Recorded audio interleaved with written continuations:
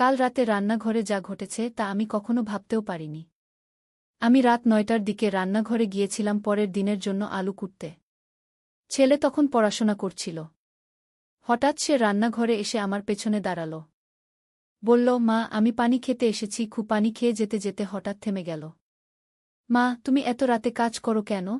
আমি হাসলাম, তোর জন্যই তো বাবা। সে আস্তে আস্তে আমার কাছে এসে বলল, আমার জন্য এত কষ্ট করো কেন? তার কণ্ঠে অদ্ভুত এক আবেগ।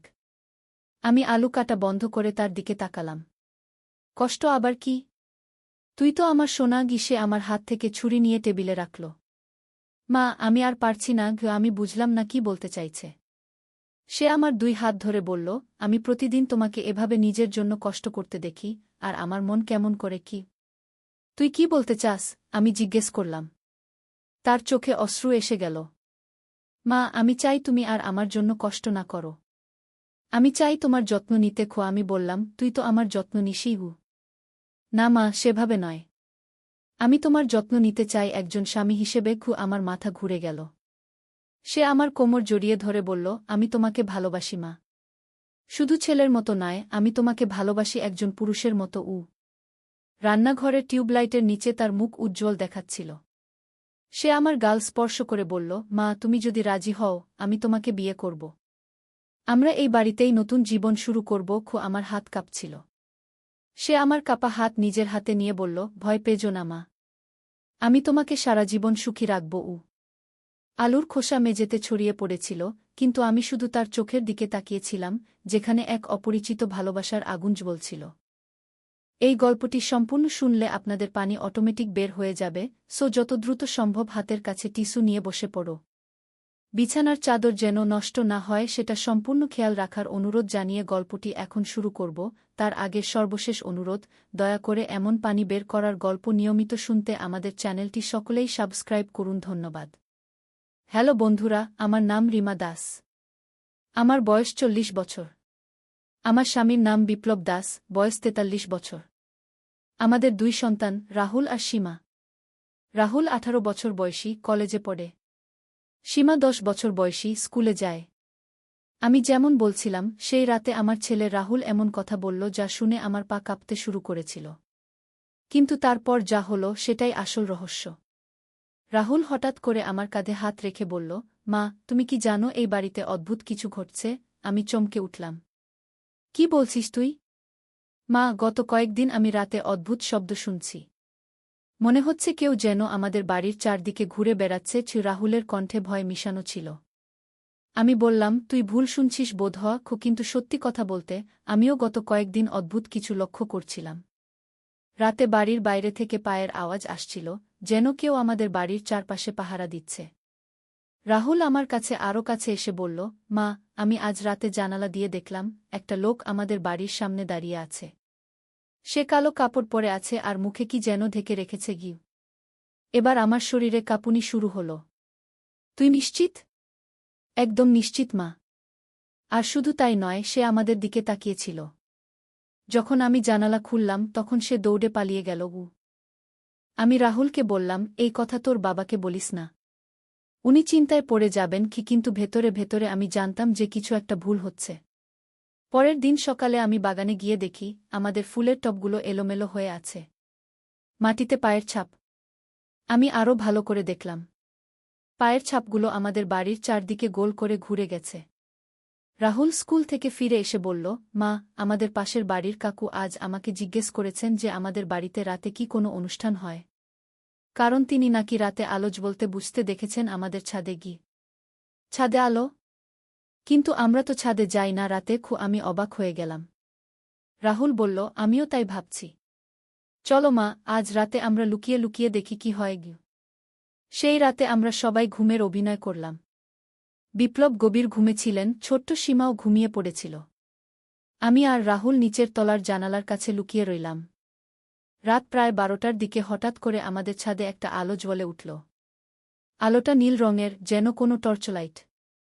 আমি আর রাহুল একে অপরের দিকে তাকালাম। মা, উপরে কে? রাহুল ফিসফিস করে জিজ্ঞেস করল।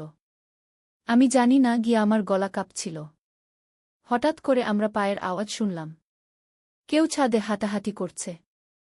আওয়াজটা একবার এদিকে একবার ওদিকে যাচ্ছে, যেন কেউ কিছু খুঁজছে। রাহুল বলল, মা, আমি উপরে যেতে চাই। না, একদম না। খুব বিপজ্জনক। আমি তাকে ধরে রাখলাম। কিন্তু আমাদের কৌতূহল আর থামল না। আমরা আস্তে আস্তে সিঁড়ি দিয়ে উপরে উঠতে শুরু করলাম। প্রতিটা স্টেপে আমাদের হৃদস্পন্দন বেড়ে যাচ্ছিল। ছাদের দরজার কাছে পৌঁছে আমরা শুনলাম কেউ কি যেন খনন করছে।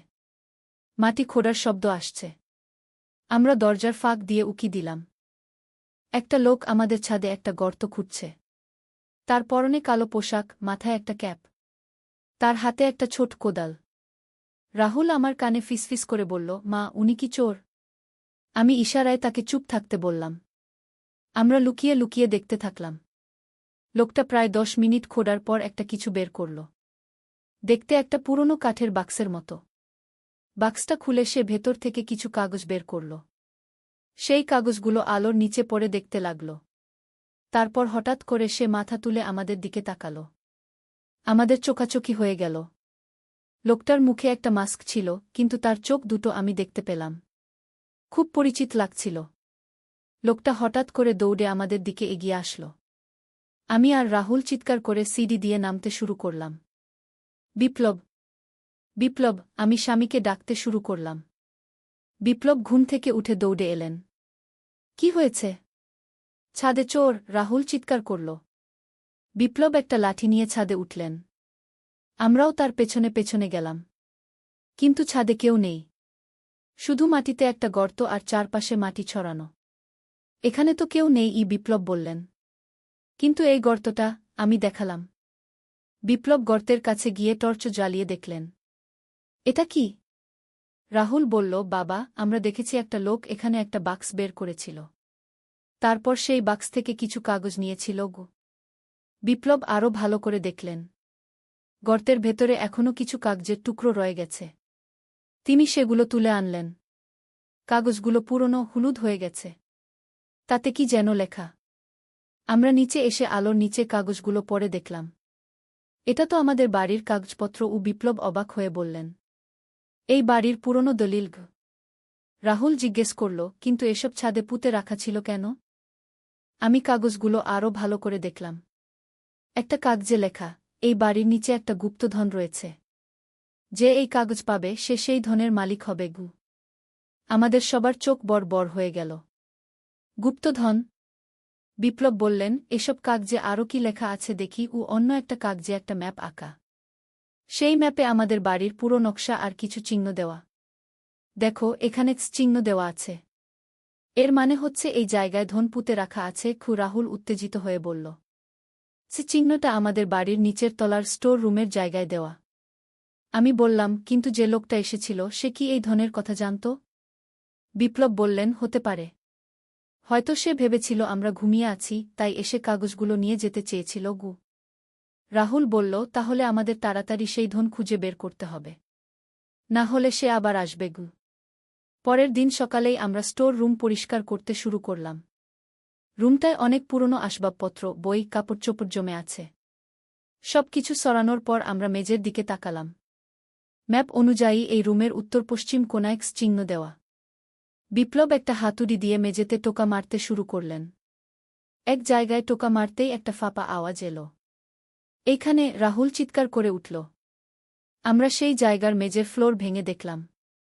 নিচে একটা লোহার বাক্স রয়েছে। বাক্সটা বেশ ভারী। বিপ্লব বাক্সটা তুলে আনলেন। বাক্সের উপরে একটা পুরনো তালা। তালাটা মরচে পড়ে গিয়ে দুর্বল হয়ে গেছে। হাতুড়ি দিয়ে একটা ঘা মারতেই তালা ভেঙে গেল। আমরা সবাই উত্তেজনায় বাক্সের চারপাশে ঘিরে দাঁড়ালাম। বিপ্লব ধীরে ধীরে বাক্সের ঢাকনা খুললেন। আমাদের চোখ ধাঁধিয়ে গেল। বাক্সে ভর্তি সোনার গহনা, হীরার অলংকার, পুরনো স্বর্ণমুদ্রা আর রূপোর বাসনপত্র। এত ধন! আমি অবাক হয়ে বললাম। রাহুল হাত বাড়িয়ে একটা সোনার হার তুলে নিল। মা, এটা দেখো কত সুন্দর। বিপ্লব একটা কাগজ দেখলেন যেটা সবার উপরে রাখা ছিল। কাগজে লেখা, এই ধন আমার পূর্বপুরুষেরা রেখে গেছেন। যে কেউ এই বাড়িতে বাস করবে, এই ধন তার। আমি বললাম, মানে এই ধন এখন আমাদের? বিপ্লব বললেন, মনে হচ্ছে তাই। কিন্তু আমাদের আনন্দ বেশিক্ষণ স্থায়ী হল না। হঠাৎ করে আমরা দরজায় টোকার শব্দ শুনলাম। রাহুল দৌড়ে গিয়ে দেখল। ফিরে এসে বলল, মা, বাইরে পুলিশ এসেছে গি। আমাদের মন খারাপ হয়ে গেল। পুলিশ? কেন? বিপ্লব দরজা খুললেন। দুইজন পুলিশ অফিসার ভেতরে এলেন। আপনারা এই বাড়ির মালিক? একজন অফিসার জিজ্ঞেস করলেন।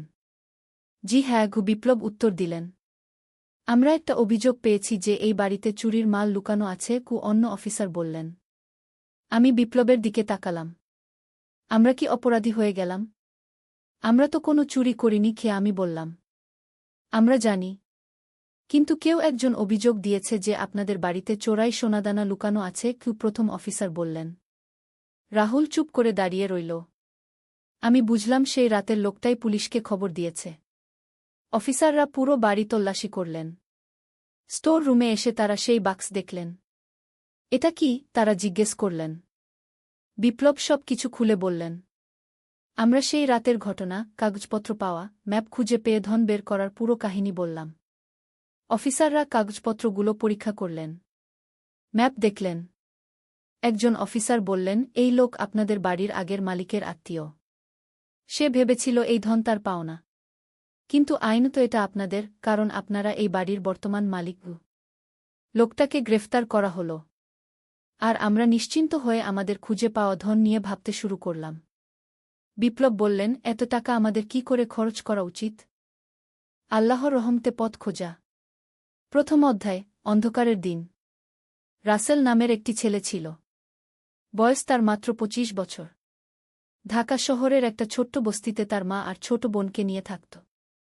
বাবা মারা গিয়েছিল যখন রাসেলের বয়স মাত্র 15। সেই থেকে পরিবারের একমাত্র উপার্জনকারী ছিল রাসেল।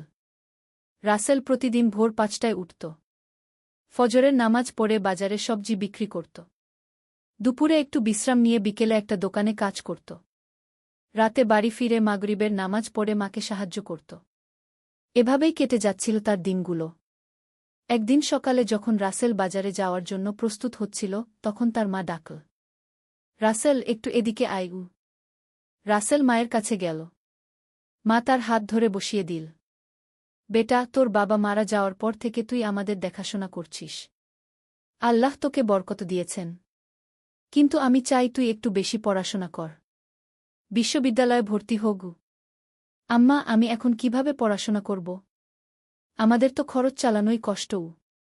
মা মিষ্টি হেসে বলল, আল্লাহ যদি চান তাহলে সব পথ খুলে দেবেন। তুই চেষ্টা কর।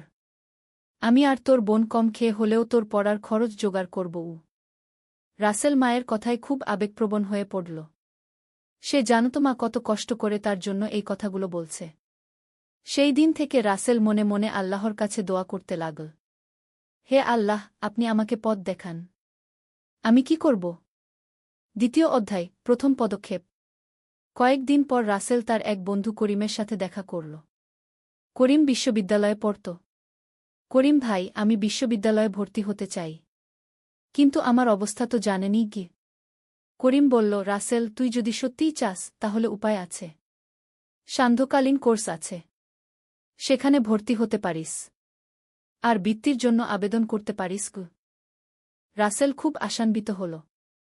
সে জানত এটা খুব কঠিন হবে, কিন্তু সে চেষ্টা করতে চাইল। পরের দিন জুমার নামাজের পর রাসেল খুতবা শুনল। ইমাম সাহেব বলছিলেন, আল্লাহ তায়ালা বলেছেন, যে ব্যক্তি আল্লাহকে ভয় করে, আল্লাহ তার জন্য পথ বের করে দেন এবং তাকে এমন জায়গা থেকে রিজিক দেন যেখান থেকে সে কল্পনাও করতে পারে না।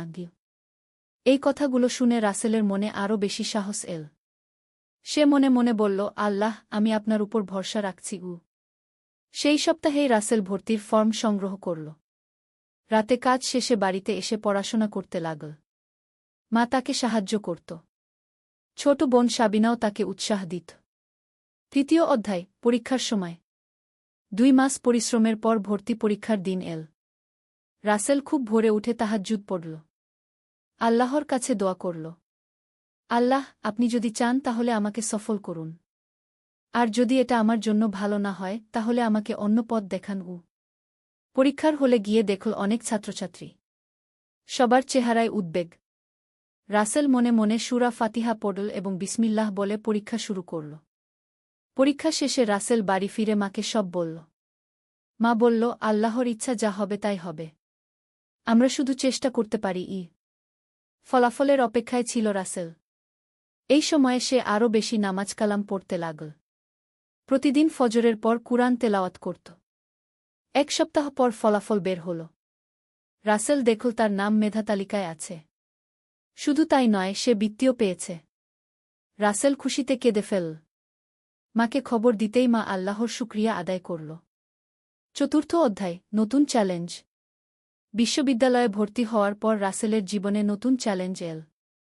সকালে সবজি বিক্রি করত, বিকেলে ক্লাস করত, রাতে পড়াশোনা করত। খুবই কষ্টকর ছিল। কিন্তু রাসেল হাল ছাড়ল না। সে জানত আল্লাহ তাকে এই পথ দেখিয়েছেন কোনো কারণে। ক্লাসে রাসেল একটি মেধাবী ছেলে ছিল। তার শিক্ষকেরা তাকে পছন্দ করত। একদিন তার ইসলামের ইতিহাস বিষয়ের শিক্ষক জনাব আহমেদ সাহেব তাকে ডাকল। রাসেল, তুমি খুব ভালো ছাত্র। আমি তোমাকে একটা কাজের সুযোগ দিতে চাই। আমার একটা গবেষণা প্রকল্প আছে। তুমি সন্ধ্যায় আমার সাহায্য করতে পার। এতে তোমার কিছু টাকাও হবে গু। রাসেল খুব খুশি হল। এই কাজ পেলে তার পড়াশোনার খরচ আরও ভালোভাবে চালানো যাবে। কিন্তু একটা সমস্যা ছিল। এই কাজ করলে তাকে বিকেলের দোকানের কাজ ছাড়তে হবে। সেই আয় কমে যাবে। রাসেল বাড়িতে এসে মার সাথে কথা বলল। মা বলল, বেটা, আল্লাহ যখন একটা দরজা বন্ধ করেন তখন অন্য দরজা খুলে দেন। তুই নতুন কাজটা নে কি? পঞ্চম অধ্যায়, জ্ঞানের পথে। রাসেল শিক্ষকের সাথে গবেষণার কাজ শুরু করল। কাজটি ছিল ইসলামিক ইতিহাস নিয়ে। রাসেল প্রতিদিন নতুন নতুন বিষয় শিখত। একদিন আহমেদ সাহেব বলল, রাসেল, তুমি জান উমর ইবনে আব্দুল আজিজ এর গল্প? জি না স্যার। তিনি ছিলেন উমাইয়া খলিফাদের মধ্যে সবচেয়ে ন্যায়পরায়ণ। তিনি যখন খলিফা হলেন তখন তিনি সব বিলাসিতা ত্যাগ করে সাধারণ মানুষের মতো জীবন যাপন করতেন। তার স্ত্রী একদিন বলেছিল, আপনি খলিফা হওয়ার পর থেকে এত সাদামাটা হয়ে গেলেন কেন? উমর বলেছিলেন, আমি যদি সাধারণ মানুষের কষ্ট না বুঝি তাহলে তাদের ন্যায্য অধিকার দিতে পারব কিভাবে? এই গল্প শুনে রাসেলের মন ছুঁয়ে গেল। সে বুঝতে পারল যে আল্লাহ তাকে কষ্টের মধ্য দিয়ে পরীক্ষা নিচ্ছেন যাতে সে মানুষের কষ্ট বুঝতে পারে। ষষ্ঠ অধ্যায়, দানের শিক্ষা। রাসেলের আর্থিক অবস্থা একটু ভালো হচ্ছিল। বৃত্তি আর গবেষণার কাজের টাকা দিয়ে পরিবারের খরচ চলে যাচ্ছিল। একদিন জুমার নামাজের পর মসজিদে একটি ঘোষণা দেওয়া হল। আমাদের এলাকার একটি পরিবার খুব কষ্টে আছে। বাবা অসুস্থ, কাজ করতে পারছে না। 3টি ছোট সন্তান। কেউ যদি সাহায্য করতে পারেন গু। রাসেল শুনে মনে মনে ভাবল, তার নিজের অবস্থাই তো খুব ভালো না। কিন্তু মনে পড়ল একটি হাদিস, সেই ব্যক্তি প্রকৃত মুমিন নয় যে নিজে পেট ভরে খায় আর তার প্রতিবেশী ক্ষুধার্ত থাকে গু। রাসেল সিদ্ধান্ত নিল। বাড়িতে গিয়ে মার সাথে কথা বলল। আম্মা, আমি ওই পরিবারটিকে কিছু সাহায্য করতে চাই। মা বলল, কিন্তু আমাদেরই তো খুব কম গু। আম্মা, আল্লাহ বলেছেন যে তোমরা যা ভালোবাসা থেকে ব্যয় না করা পর্যন্ত তোমরা সত্যিকারের নেকি পাবে না। আমরা 1 সপ্তাহ একটু কম খেলেই হবে। মা রাসেলের কথায় খুশি হল। তারা সেই পরিবারের জন্য কিছু চাল, ডাল আর সবজি নিয়ে গেল। পরিবারের বাবা কাঁদতে কাঁদতে বলল, আল্লাহ আপনাদের মঙ্গল করুন গু। এর কিছুদিন পর একটি আশ্চর্য ঘটনা ঘটল। শিক্ষক আহমেদ সাহেব রাসেলকে বলল যে তার গবেষণা কাজ এত ভাল হয়েছে যে বিশ্ববিদ্যালয় তাকে অতিরিক্ত বৃত্তি দিচ্ছে। রাসেল বুঝতে পারল আল্লাহর কথা সত্য। তোমরা আল্লাহর পথে যা খরচ কর, আল্লাহ তার চেয়ে বেশি দেন গু। সপ্তম অধ্যায়, সাফল্যের পথে। দ্বিতীয় বর্ষে রাসেল ক্লাসে প্রথম স্থান অধিকার করল। তার সব শিক্ষক তার প্রশংসা করত। একদিন রাসেলের এক সহপাঠী আরিফ এসে বলল, রাসেল ভাই, আমি খুব সমস্যায় আছি। আমার ইংরেজি খুব দুর্বল। আপনি কি আমাকে একটু সাহায্য করতে পারবেন? রাসেল ভাবল, তার তো নিজেরই অনেক কাজ। কিন্তু তারপর মনে পড়ল রাসূল এর একটি হাদিস, সবচেয়ে ভালো মানুষ সে যে মানুষের উপকার করে। রাসেল আরিফকে সাহায্য করতে রাজি হল। প্রতিদিন ক্লাসের পর একটু সময় দিত তাকে। আরিফের ইংরেজি ভালো হতে লাগল। সে খুব কৃতজ্ঞ ছিল রাসেলের কাছে। 1 মাস পর আরিফ রাসেলকে একটি খবর দিল। রাসেল ভাই, আমার বাবার একটি কোম্পানি আছে। উনি বলেছেন আপনাকে পার্ট টাইম কাজ দিতে পারেন। বেতনও ভালোও। রাসেল অবাক হল। সে আরিফকে শুধু সাহায্য করেছিল মানবিকতার কারণে। কিন্তু আল্লাহ তাকে এর বিনিময় দিলেন। অষ্টম অধ্যায়, পরিবারের খবর। নতুন কাজের কারণে রাসেলের আয় বেড়ে গেল। পরিবারের অবস্থা ভালো হতে লাগল। ছোট বোন সাবিনাও স্কুলে ভালো করছিল। একদিন মা রাসেলকে ডেকে বলল, রাসেল, তোর বিয়ের কথা ভাবতে হবে গু। রাসেল বলল, আম্মা, আমি এখনও পড়াশোনা শেষ করিনি গি। হ্যাঁ, তা ঠিক। কিন্তু একটা ভালো মেয়ে দেখলে রেখে দেওয়া যায়। আমাদের পাড়ার রহিম চাচার মেয়ে ফাতিমা খুব ভালো মেয়ে, পড়াশোনাও করে কি। রাসেল জানত ফাতিমাকে। সে একটি ভালো মেয়ে ছিল, দিমদার পরিবারের মেয়ে, নিজেও নামাজ কালাম করত। রাসেল বলল, আম্মা, আমি ইস্তেখারা করে দেখি গু। রাসেল 2 দিন ইস্তেখারা করল। তার মন ভালো লাগছিল এই বিয়ের কথা ভেবে। মা রহিম চাচার বাড়িতে গিয়ে কথা বলল। তারাও রাজি হল। নবম অধ্যায়, বিবাহের প্রস্তুতি। বিবাহের প্রস্তুতি শুরু হল। রাসেল চাইল খুব সাদামাটা অনুষ্ঠান করতে। একদিন ফাতিমার বাবা রহিম চাচা এসে বলল, রাসেল বেটা, তোমার কোনো চাহিদা আছে? রাসেল বলল, চাচা, আমি কিছু চাই না, শুধু আল্লাহর রহমত চাই। রহিম চাচা বলল, ভাল কথা, কিন্তু তুমি যেটা কর সেটা খুবই কষ্টের। তুমি কি মনে কর ফাতিমা এই কষ্ট সহ্য করতে পারবে? রাসেল বলল, চাচা, আমি ফাতিমার সাথে কথা বলবো। যদি সে রাজি থাকে তাহলে ঠিক আছে গিয়ে। পরদিন রাসেল ফাতিমার সাথে পরিবারের উপস্থিতিতে কথা বলল। ফাতিমা, আমি এখনও ছাত্র। আমাদের সংসারে অনেক কষ্ট হবে। তুমি কি এই কষ্ট নিতে পারবে? ফাতিমা মিষ্টি হেসে বলল, রাসেল ভাই, আল্লাহ যদি চান তাহলে সব কষ্ট সহজ হয়ে যাবে। আর মুমিনের জীবনে কিছু কষ্ট তো থাকবেই গু। রাসেল খুব খুশি হল। সে বুঝতে পারল ফাতিমা একটি বুদ্ধিমতী এবং ধৈর্যশীল মেয়ে। দশম অধ্যায়, বিবাহ। খুব সাদামাটাভাবে রাসেল আর ফাতিমার বিবাহ হল। মসজিদে আকদ হল। বাড়িতে ছোট্ট একটা অনুষ্ঠান। বিবাহের পর রাসেলের জীবনে অনেক পরিবর্তন এল। ফাতিমা খুব ভালো একটি স্ত্রী ছিল। সে রাসেলকে পড়াশোনায় সাহায্য করত, ঘরের কাজও সামলাত। ফাতিমা নিজেও পড়াশোনা চালিয়ে যেত। সে BA পাস করে একটা চাকরির চেষ্টা করছিল। একদিন ফাতিমা রাসেলকে বলল, আমি একটা প্রাইভেট স্কুলে চাকরি পেয়েছি। এতে আমাদের আয় বেড়ে যাবে গু। রাসেল খুব খুশি হল। সে বুঝতে পারল আল্লাহ তাদের জন্য কত ভালো একটা পথ তৈরি করেছেন। একাদশ অধ্যায়, সামাজিক কাজ। রাসেল আর ফাতিমার আর্থিক অবস্থা উন্নতি হচ্ছিল। তারা ঠিক করল কিছু সামাজিক কাজ করবে। তারা প্রতি মাসে এলাকার গরিব পরিবারগুলোকে সাহায্য করত। এতিম বাচ্চাদের পড়ার খরচ দিত। একদিন রাসেল দেখল পাড়ার একটি বাচ্চা আব্দুর রহমান স্কুলে যায় না। রাসেল তার বাবার সাথে কথা বলল, ভাই, আব্দুর রহমান স্কুলে যায় না কেন? বাচ্চার বাবা বলল, ভাই, আমার তো স্কুলের খরচ দেওয়ার সামর্থ্য নেই গিয়ে। রাসেল বলল, আপনি চিন্তা করবেন না, আমি তার পড়ার খরচ দেব। এভাবে রাসেল বেশ কয়েকটি বাচ্চার পড়াশোনার দায়িত্ব নিল। দ্বাদশ অধ্যায়, গ্র্যাজুয়েশন। 3 বছর পরিশ্রমের পর রাসেল গ্র্যাজুয়েশন সম্পন্ন করল। সে তার ব্যাচে 3য় স্থান অধিকার করল। স্নাতক হওয়ার পর রাসেল একটা ভালো চাকরি পেল, একটা বেসরকারি সংস্থায় প্রোগ্রাম অফিসার হিসেবে। প্রথম বেতন পাওয়ার দিন রাসেল মায়ের পায়ে হাত দিয়ে সালাম করল। আম্মা, আল্লাহর রহমতে আজ আমি সফল হয়েছি। এটা সব আপনার দোয়ার বরকত। মা কেঁদে ফেল। আল্লাহ তোকে আরও বরকত দিন গু। রাসেল তার প্রথম বেতনের অনেকটা টাকা দিয়ে মাকে একটা সোনার আংটি কিনে দিল। বাকি টাকা দিয়ে এলাকার গরিব পরিবারগুলোকে সাহায্য করল। ত্রয়োদশ অধ্যায়, সন্তানের আগমন। বিয়ের 2 বছর পর ফাতিমা গর্ভবতী হল। রাসেল খুব খুশি হল। সে আল্লাহর কাছে দোয়া করত যেন সন্তান নেক হয়। একদিন রাত 2টার সময় ফাতিমার প্রসব ব্যথা উঠল। রাসেল তাড়াতাড়ি হাসপাতালে নিয়ে গেল। কয়েক ঘণ্টা পর একটি সুস্থ ছেলে সন্তানের জন্ম হল।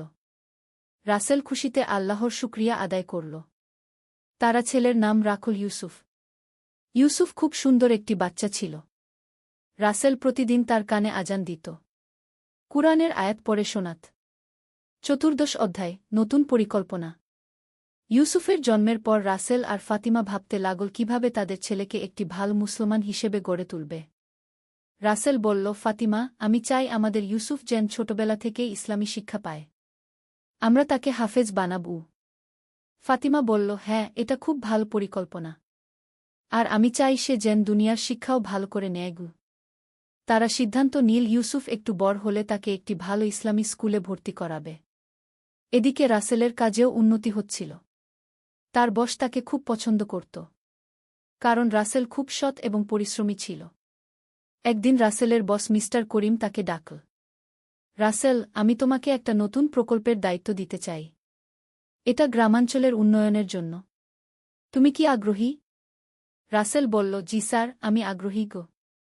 তাহলে তোমাকে একটা গ্রামে গিয়ে কাজ করতে হবে। সেখানে স্কুল বানানো, স্বাস্থ্যসেবা দেওয়া এসব। রাসেল ভাবল, এটা তো খুব ভালো একটা কাজ। মানুষের সেবা করার সুযোগ। ৫০ অধ্যায়, গ্রামের কাজ। রাসেল পটুয়াখালীর একটা গ্রামে গেল কাজ করতে। গ্রামের নাম ছিল সুন্দরপুর। খুব সুন্দর একটা গ্রাম, কিন্তু অনেক সমস্যা ছিল। গ্রামে পৌঁছে রাসেল দেখল এখানে কোনো উন্নত স্কুল নেই। স্বাস্থ্যকেন্দ্রও নেই। রাস্তাঘাট খারাপ। রাসেল প্রথমে গ্রামের মানুষদের সাথে কথা বলল। তাদের সমস্যাগুলো বুঝতে চেষ্টা করল। গ্রামের প্রধান হাজী সাহেব বলল, বেটা, আমাদের অনেক সমস্যা। বাচ্চাদের পড়াশোনার জন্য শহরে পাঠাতে হয়। আর অসুখ বিসুখ হলে অনেক দূরে যেতে হয় গিয়ে। রাসেল বলল, হাজী সাহেব, আমরা ইনশাআল্লাহ এসব সমস্যার সমাধান করব। কিন্তু আপনাদের সবার সাহায্য লাগবে গু। রাসেল প্রথমে একটা প্রাথমিক স্কুল প্রতিষ্ঠার কাজ শুরু করল। গ্রামের মানুষদের সাথে নিয়ে একটা জায়গা ঠিক করল। কাজ শুরু করার আগে রাসেল একটা জামাতে নামাজ পড়ে আল্লাহর কাছে দোয়া করল। আল্লাহ, আপনি এই কাজে আমাদের সাহায্য করুন গো। ৬০ অধ্যায়, বাধাবিপত্তি। স্কুল বানানোর কাজ শুরু হল। কিন্তু কিছু সমস্যা দেখা দিল। গ্রামের কিছু প্রভাবশালী লোক এই প্রকল্পের বিরোধিতা করতে লাগল। একদিন রাসেল জানতে পারল যে স্থানীয় একজন রাজনৈতিক নেতা আলতাফ সাহেব বলেছেন যে এই প্রকল্প তার অনুমতি ছাড়া হতে পারবে না। রাসেল ভাবল, এই সমস্যার সমাধান করতে হবে। সে আলতাফ সাহেবের সাথে দেখা করতে গেল। আসসালামু আলাইকুম আলতাফ ভাই। ওয়ালাইকুম আসসালাম। তুমিই নাকি ওই নতুন অফিসার? জি ভাই, আমি রাসেল। আপনার সাথে কিছু কথা বলতে চেয়েছিলাম গু। কি ব্যাপার? আমরা এই গ্রামে একটা স্কুল বানাতে চাচ্ছি। শুনলাম আপনি বিরোধিতা করছেন গু।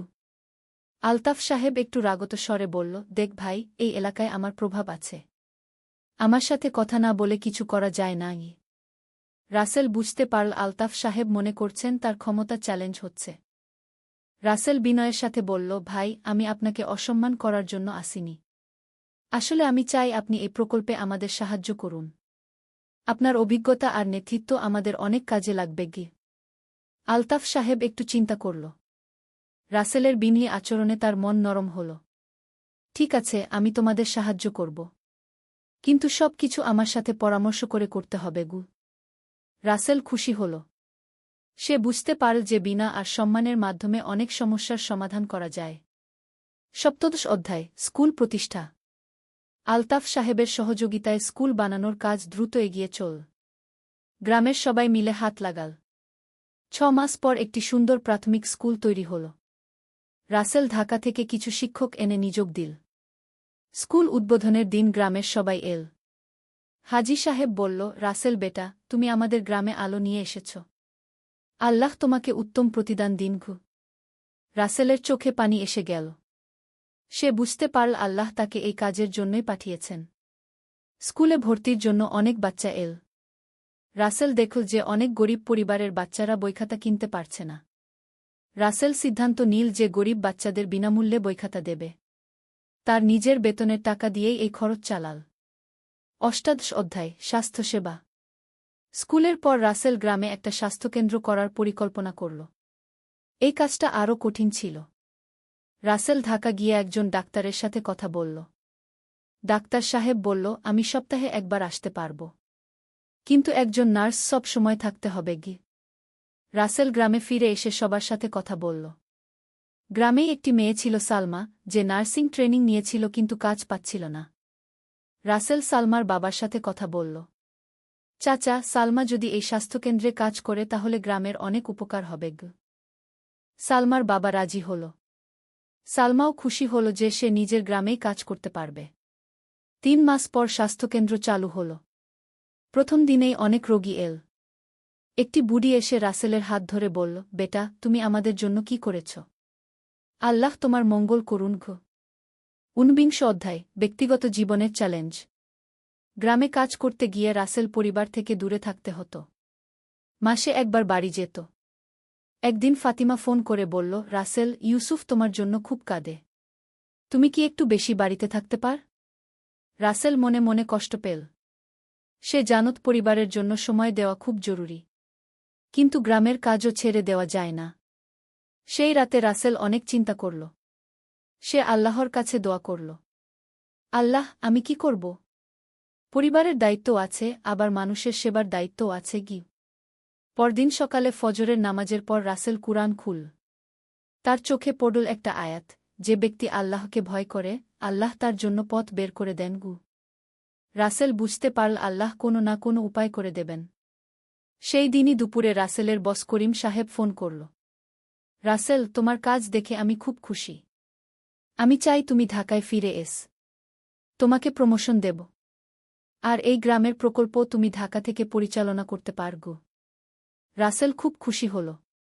এটাই ছিল তার সমস্যার সমাধান।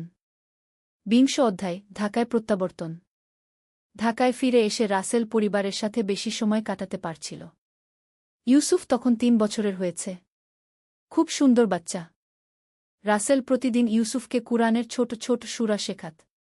আর গল্প বলত নবীদের জীবনী। একদিন ইউসুফ বলল, আব্বা, আমি বড় হয়ে আপনার মতো মানুষের সেবা করব গু। রাসেলের চোখে পানি এল। সে বুঝতে পারল সন্তানের উপর বাবার প্রভাব কত গভীর। এদিকে রাসেলের কাজেরও অনেক উন্নতি হল। সে এখন একটা বিভাগের প্রধান। অনেক প্রকল্প তার তত্ত্বাবধানে চলছে। কিন্তু সাফল্যের মধ্যেও রাসেল তার আসল লক্ষ্য ভুলে যায়নি। সে নিয়মিত দান খরাত করত। গরিব বাচ্চাদের পড়াশোনার খরচ দিত। 21 অধ্যায়, সাম্প্রদায়িক সেবা। রাসেল দেখতে পেল ঢাকা শহরেও অনেক সমস্যা আছে। বস্তিতে বসবাসকারী মানুষদের জীবনযাত্রার মান খুব খারাপ। সে তার কয়েকজন বন্ধুকে নিয়ে একটা ছোট সংগঠন তৈরি করল। নাম দিল সেবা সংস্থা গু। প্রতি শুক্রবার তারা বিভিন্ন বস্তিতে যেত।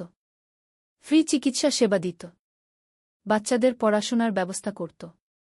একদিন রাসেল একটা বস্তিতে গিয়ে দেখল একটা বাচ্চা খুব কাঁদছে। রাসেল তার কাছে গিয়ে জিজ্ঞেস করল, কি হয়েছে বেটা? বাচ্চাটি বলল, আমার মা অসুস্থ। কিন্তু ডাক্তার দেখানোর টাকা নেই গে। রাসেল তাড়াতাড়ি বাচ্চার মাকে হাসপাতালে নিয়ে গেল। চিকিৎসার খরচ দিল। বাচ্চার মা সুস্থ হয়ে বলল, ভাই, আপনি আমার জন্য এত করলেন কেন? রাসেল বলল, আপা, আমাদের নবী সা বলেছেন, মানুষের সেবা করাই আল্লাহর সেবা গু। 20 অধ্যায়, পারিবারিক সুখ। রাসেল আর ফাতিমার সংসারে অনেক সুখ ছিল। তারা একে অপরকে সম্মান করত। একসাথে নামাজ পড়ত। কুরআন তেলাওয়াত করত। ইউসুফ এখন 5 বছরের। খুব মেধাবী বাচ্চা। রাসেল তাকে একটা ভালো ইসলামী স্কুলে ভর্তি করিয়েছে। একদিন ইউসুফ স্কুল থেকে এসে বলল, আব্বা, আমাদের ক্লাসে একটা বাচ্চা খুব কাঁদছিল গু। কেন? তার বাবা মা তার স্কুলের ফি দিতে পারছে না আগে। রাসেল মুচকি হাসল। সে জানত তার সন্তান কোন দিকে যাচ্ছে। তুমি কি মনে কর আমাদের তাকে সাহায্য করা উচিত? ইউসুফ খুশি হয়ে বলল, হ্যাঁ আব্বা। আমরা তো সবসময় অন্যদের সাহায্য করি গু। পরদিন রাসেল স্কুলে গিয়ে সেই বাচ্চার ফি দিয়ে দিল। এদিকে ফাতিমার আবার সন্তান আসার খবর। রাসেল খুব খুশি। তারা দোয়া করছিল যেন এবারও একটা নেক সন্তান পায়। 23 অধ্যায়, দ্বিতীয় সন্তান। ফাতিমার একটি মেয়ে হল। নাম রাখল আয়েশা। খুব সুন্দর বাচ্চা। ইউসুফ খুব খুশি। সে প্রতিদিন ছোট বোনের যত্ন নিত। রাসেল দেখত যে ইউসুফ খুব দায়িত্বশীল একটা বাচ্চা হয়ে উঠছে। সে অন্যদের সাহায্য করতে ভালোবাসে। নামাজ কালাম নিয়মিত করে। একদিন রাসেল ইউসুফকে বলল, বেটা, তুমি বড় হয়ে কি হতে চাও? ইউসুফ বলল, আব্বা, আমি ডাক্তার হয়ে গরিব মানুষদের সেবা করতে চাই। আর কুরআনও মুখস্থ করব উ। রাসেল খুব গর্বিত হল। সে বুঝতে পারল তার সন্তান সঠিক পথে যাচ্ছে। 24 অধ্যায়, বড় পরিকল্পনা। রাসেল এতদিনে অনেক অভিজ্ঞতা অর্জন করেছে। সে ভাবল আরও বড় কিছু করার। সে তার কিছু বন্ধু এবং সহকর্মীদের নিয়ে একটা বড় পরিকল্পনা করল। দেশের বিভিন্ন গ্রামে স্কুল আর হাসপাতাল তৈরি করা। কিন্তু এই কাজের জন্য অনেক টাকার দরকার। রাসেল ভাবল কিভাবে ফান্ড সংগ্রহ করবে। সে বিভিন্ন ধনী ব্যক্তিদের সাথে যোগাযোগ করল। অনেকেই সাহায্য করতে রাজি হল। একদিন একজন বিজনেসম্যান হাজি করিম সাহেব রাসেলকে বলল, তুমি যে কাজ করছ এটা খুব ভালো। আমি তোমাদের নিয়মিত অনুদান দেবঘু। রাসেল খুব খুশি হল। সে বুঝতে পারল আল্লাহ তার কাজে সাহায্য করছেন। ৫বিংশ অধ্যায় সম্প্রসারণ। পরের বছর রাসেলের সংস্থা দেশের ৫টি জেলায় কাজ শুরু করল। তারা ১০টি স্কুল আর ৫টি স্বাস্থ্যকেন্দ্র চালু করল। রাসেল প্রতি মাসে এসব জায়গা ভিজিট করত। সে দেখত যে তার কাজের প্রভাব কেমন হচ্ছে। একটা গ্রামে গিয়ে সে দেখল যে তাদের তৈরি স্কুল থেকে পাস করা একটা ছেলে এখন ডাক্তার হয়েছে। সে আবার নিজের গ্রামে ফিরে এসে মানুষের সেবা করছে। রাসেল বুঝতে পারল এটাই হল প্রকৃত সাফল্য। শুধু নিজের উন্নতি নয়, অন্যদের উন্নতিতে সাহায্য করা। ষড়বিংশ অধ্যায় পরবর্তী প্রজন্ম। ইউসুফ এখন ১০ বছরের। সে কুরআনের অর্ধেক মুখস্থ করে ফেলেছে। পড়াশোনাতেও খুব ভালো। আয়েশা ৫ বছরের। সেও স্কুলে ভর্তি হয়েছে। খুব মিষ্টি এবং বুদ্ধিমতী। রাসেল দেখত তার সন্তানরা অন্য বাচ্চাদের সাথে খুব ভালো ব্যবহার করে। তারা গরিব বন্ধুদের সাহায্য করে। একদিন ইউসুফ বাড়িতে এসে বলল, আব্বা, আমি আমার পকেট মানি জমিয়ে একটা গরিব বাচ্চার বই কিনে দিয়েছি গু। রাসেল খুশি হয়ে বলল, খুব ভালো কাজ করেছ বেটা। আল্লাহ তোমাকে বরকত দিন গু। ফাতিমাও খুব খুশি। সে বলল, আলহামদুলিল্লাহ, আমাদের সন্তানরা সঠিক পথে যাচ্ছে গিউ। সপ্তবিংশ অধ্যায় স্বীকৃতি। রাসেলের কাজের জন্য সে বিভিন্ন পুরস্কার পেতে লাগল। সরকার থেকেও সম্মাননা পেল। কিন্তু রাসেল কখনো গর্বিত হল না। সে সবসময় মনে রাখত যে এসব আল্লাহর রহমত। একদিন একটা অনুষ্ঠানে রাসেলকে সম্মাননা দেওয়ার সময় বলতে বলল। রাসেল মাইকে বলল, আমি যা কিছু করতে পেরেছি সব আল্লাহর রহমত। আমার মা, আমার স্ত্রী এবং অনেক মানুষের দোয়া আর সাহায্যে এটা সম্ভব হয়েছে। আমি শুধু একটা মাধ্যম গু। উপস্থিত সবাই তার কথায় মুগ্ধ হল। তারা বুঝতে পারল রাসেল একজন সত্যিকারের বিনয়ী মানুষ। অষ্টাবিংশ অধ্যায় পরিবারের ভবিষ্যৎ। ইউসুফ এখন ৫ বছরের। সে কুরআন পুরো মুখস্থ করে ফেলেছে। পড়াশোনাতেও খুব ভালো। সে ডাক্তার হতে চায়। আয়েশা ১০ বছরের। সেও কুরআন মুখস্থ করছে। আর ইঞ্জিনিয়ার হতে চায়। একদিন আলী সাহেব সোহেলের অফিসে এলেন। সোহেল তাকে দেখে অবাক হয়ে গেল। স্যার, আপনি এখানে? হ্যাঁ সোহেল, তোমার অফিস একবার দেখতে চাইলাম। খুব সুন্দর হয়েছে গু। আলী সাহেব পুরো অফিস ঘুরে দেখলেন। কর্মচারীদের সাথে কথা বললেন। তারপর সোহেলের রুমে এসে বসলেন। সোহেল, তুমি অনেক দূর এসেছ। মনে আছে ৭ বছর আগে তুমি যখন আমার অফিসে প্রথম এসেছিলে? চা বানানোর কাজ করতে? হ্যাঁ স্যার, সব মনে আছে ইউ। আমি গর্বিত যে আমি তোমাকে একটা সুযোগ দিয়েছিলাম। আর তুমি সেই সুযোগকে কাজে লাগিয়েছ। জানো সফলতার মূল সূত্র কি? কি স্যার? কঠোর পরিশ্রম, সততা আর হাল না ছাড়া। তোমার মধ্যে এই ৩টা গুণই আছে গু। সোহেল চোখে জল নিয়ে বলল, আপনি না থাকলে আজ আমি এখানে পৌঁছাতে পারতাম না স্যার। না সোহেল, আমি শুধু একটা দরজা খুলে দিয়েছিলাম। ভেতরে ঢুকে পথ তৈরি করেছ তুমি নিজে গু। আলী সাহেব চলে যাওয়ার আগে বললেন, আমার একটা বড় প্রজেক্ট আছে। একটা 20 ফ্লোর বিজনেস টাওয়ার। আমি চাই তুমি এই প্রজেক্টে আমার সাথে পার্টনার হও। ৫০-৫০। রাজি? সোহেল অবাক হয়ে গেল। এত বড় প্রজেক্ট? স্যার, আমার কি যথেষ্ট সামর্থ্য আছে? আছে। আমি বিশ্বাস করি সোহেল রাজি হয়ে গেল। এটা তার জীবনের সবচেয়ে বড় প্রজেক্ট হবে। ৫০ অধ্যায় বড় চ্যালেঞ্জ। 20 ফ্লোর বিজনেস টাওয়ারের কাজ শুরু হল। এটা সোহেলের জীবনের সবচেয়ে বড় চ্যালেঞ্জ। প্রজেক্টের বাজেট প্রায় ১০ করোড় টাকা। সোহেলকে ৫ করোড় টাকা ইনভেস্ট করতে হবে। সোহেল তার সব সঞ্চয়ে ব্যাংক লোন আর কিছু ইনভেস্টর থেকে টাকা জোগাড় করল। এটা একটা বিশাল ঝুঁকি। যদি প্রজেক্ট ব্যর্থ হয় সব শেষ। মিনা চিন্তিত ছিল। সোহেল, এত বড় ঝুঁকি নেওয়া ঠিক হবে? মিনা, জীবনে বড় কিছু করতে হলে ঝুঁকি নিতে হয়। আমি এই সুযোগ হাতছাড়া করতে চাই না কিন্তু যদি কিছু ভুল হয়? ভুল হবে না। আমি আলী সাহেবের সাথে আছি। উনি আমাকে গাইড করবেন। প্রজেক্ট শুরু হল। প্রথম 6 মাস সব ভালোই চলছিল। কাজ সময়মতো হচ্ছে, বাজেট ঠিক আছে। কিন্তু 7 মাসের মাথায় একটা বড় সমস্যা দেখা দিল। একজন প্রধান ইনভেস্টর হঠাৎ তার টাকা ফেরত চাইলেন। তিনি অন্য একটা জরুরি কাজে টাকা লাগবে বলে জানালেন। 1 করোড় টাকা ফেরত দিতে হবে। সোহেল বিপদে পড়ে গেল। 1 করোড় টাকা এখন কোথায় পাবে? প্রজেক্টে সব টাকা ঢেলে দিয়েছে। সে আলী সাহেবের সাথে কথা বলল। আলী সাহেব বললেন, চিন্তা করো না, আমি ব্যবস্থা করছি। কিন্তু আলী সাহেবও বড় একটা প্রজেক্টে আটকে আছেন। তার হাতে লিকুইড ক্যাশ নেই। সোহেল অন্য ব্যাংক থেকে লোন নেওয়ার চেষ্টা করল। কিন্তু ব্যাংক বলল, ইতিমধ্যে তার অনেক লোন আছে, নতুন লোন দিতে পারবে না। সোহেল রাতে ঘুমাতে পারছিল না। খাওয়া দাওয়া বন্ধ করে দিয়েছিল। মিনা তাকে দেখে খুব চিন্তিত হয়ে গেল। সোহেল, প্লিজ নিজেকে এভাবে শেষ করে ফেলো না। কোনো একটা রাস্তা বের হবেই কিন্তু সোহেল কোনো রাস্তা দেখতে পাচ্ছিল না। ইনভেস্টর 15 দিন সময় দিয়েছে। 15 দিনের মধ্যে টাকা ফেরত না দিলে তিনি আইনি ব্যবস্থা নেবেন। 10 দিন কেটে গেল। সোহেল কোনো সমাধান খুঁজে পেল না। সে প্রায় হাল ছেড়ে দিয়েছিল। 11 দিনের দিন একটা অপ্রত্যাশিত ঘটনা ঘটল। জাহিদ ভাই, সোহেলের পুরনো সহকর্মী, তার অফিসে এলেন। জাহিদ ভাই এখন একটা রিয়েল এস্টেট কোম্পানিতে সিনিয়র ম্যানেজার। সোহেল, আমি তোমার সমস্যার কথা শুনেছি। হ্যাঁ ভাই, আমি বিপদে পড়েছি। আমি তোমাকে সাহায্য করতে চাই। আমার কিছু সঞ্চয় আছে, 5 লাখ টাকা। তুমি নাও। সোহেল চোখে জল নিয়ে বলল, ভাই আমি কিছু বলার দরকার নেই। তুমি আমাকে অনেক কিছু শিখিয়েছ। তোমার কাছ থেকে পরিশ্রম আর সততা শিখেছি। এখন আমার পালা তোমাকে সাহায্য করার।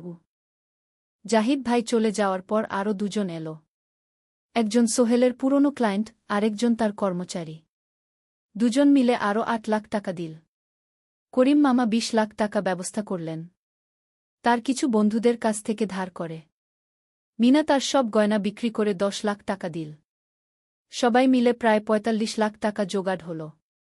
বাকি 65 লাখ টাকা সোহেল তার অফিসের সব অ্যাসেট বিক্রি করে আর একটা প্রাইভেট ফিন্যান্স কোম্পানি থেকে উচ্চ সুদে লোন নিয়ে ব্যবস্থা করল। ঠিক 14 দিনের দিন সোহেল ইনভেস্টরকে 1 করোড় টাকা ফেরত দিল। ইনভেস্টর টাকা নিয়ে চলে গেলেন। সোহেল তার অফিসে ফিরে এসে চেয়ারে বসে কাঁদল।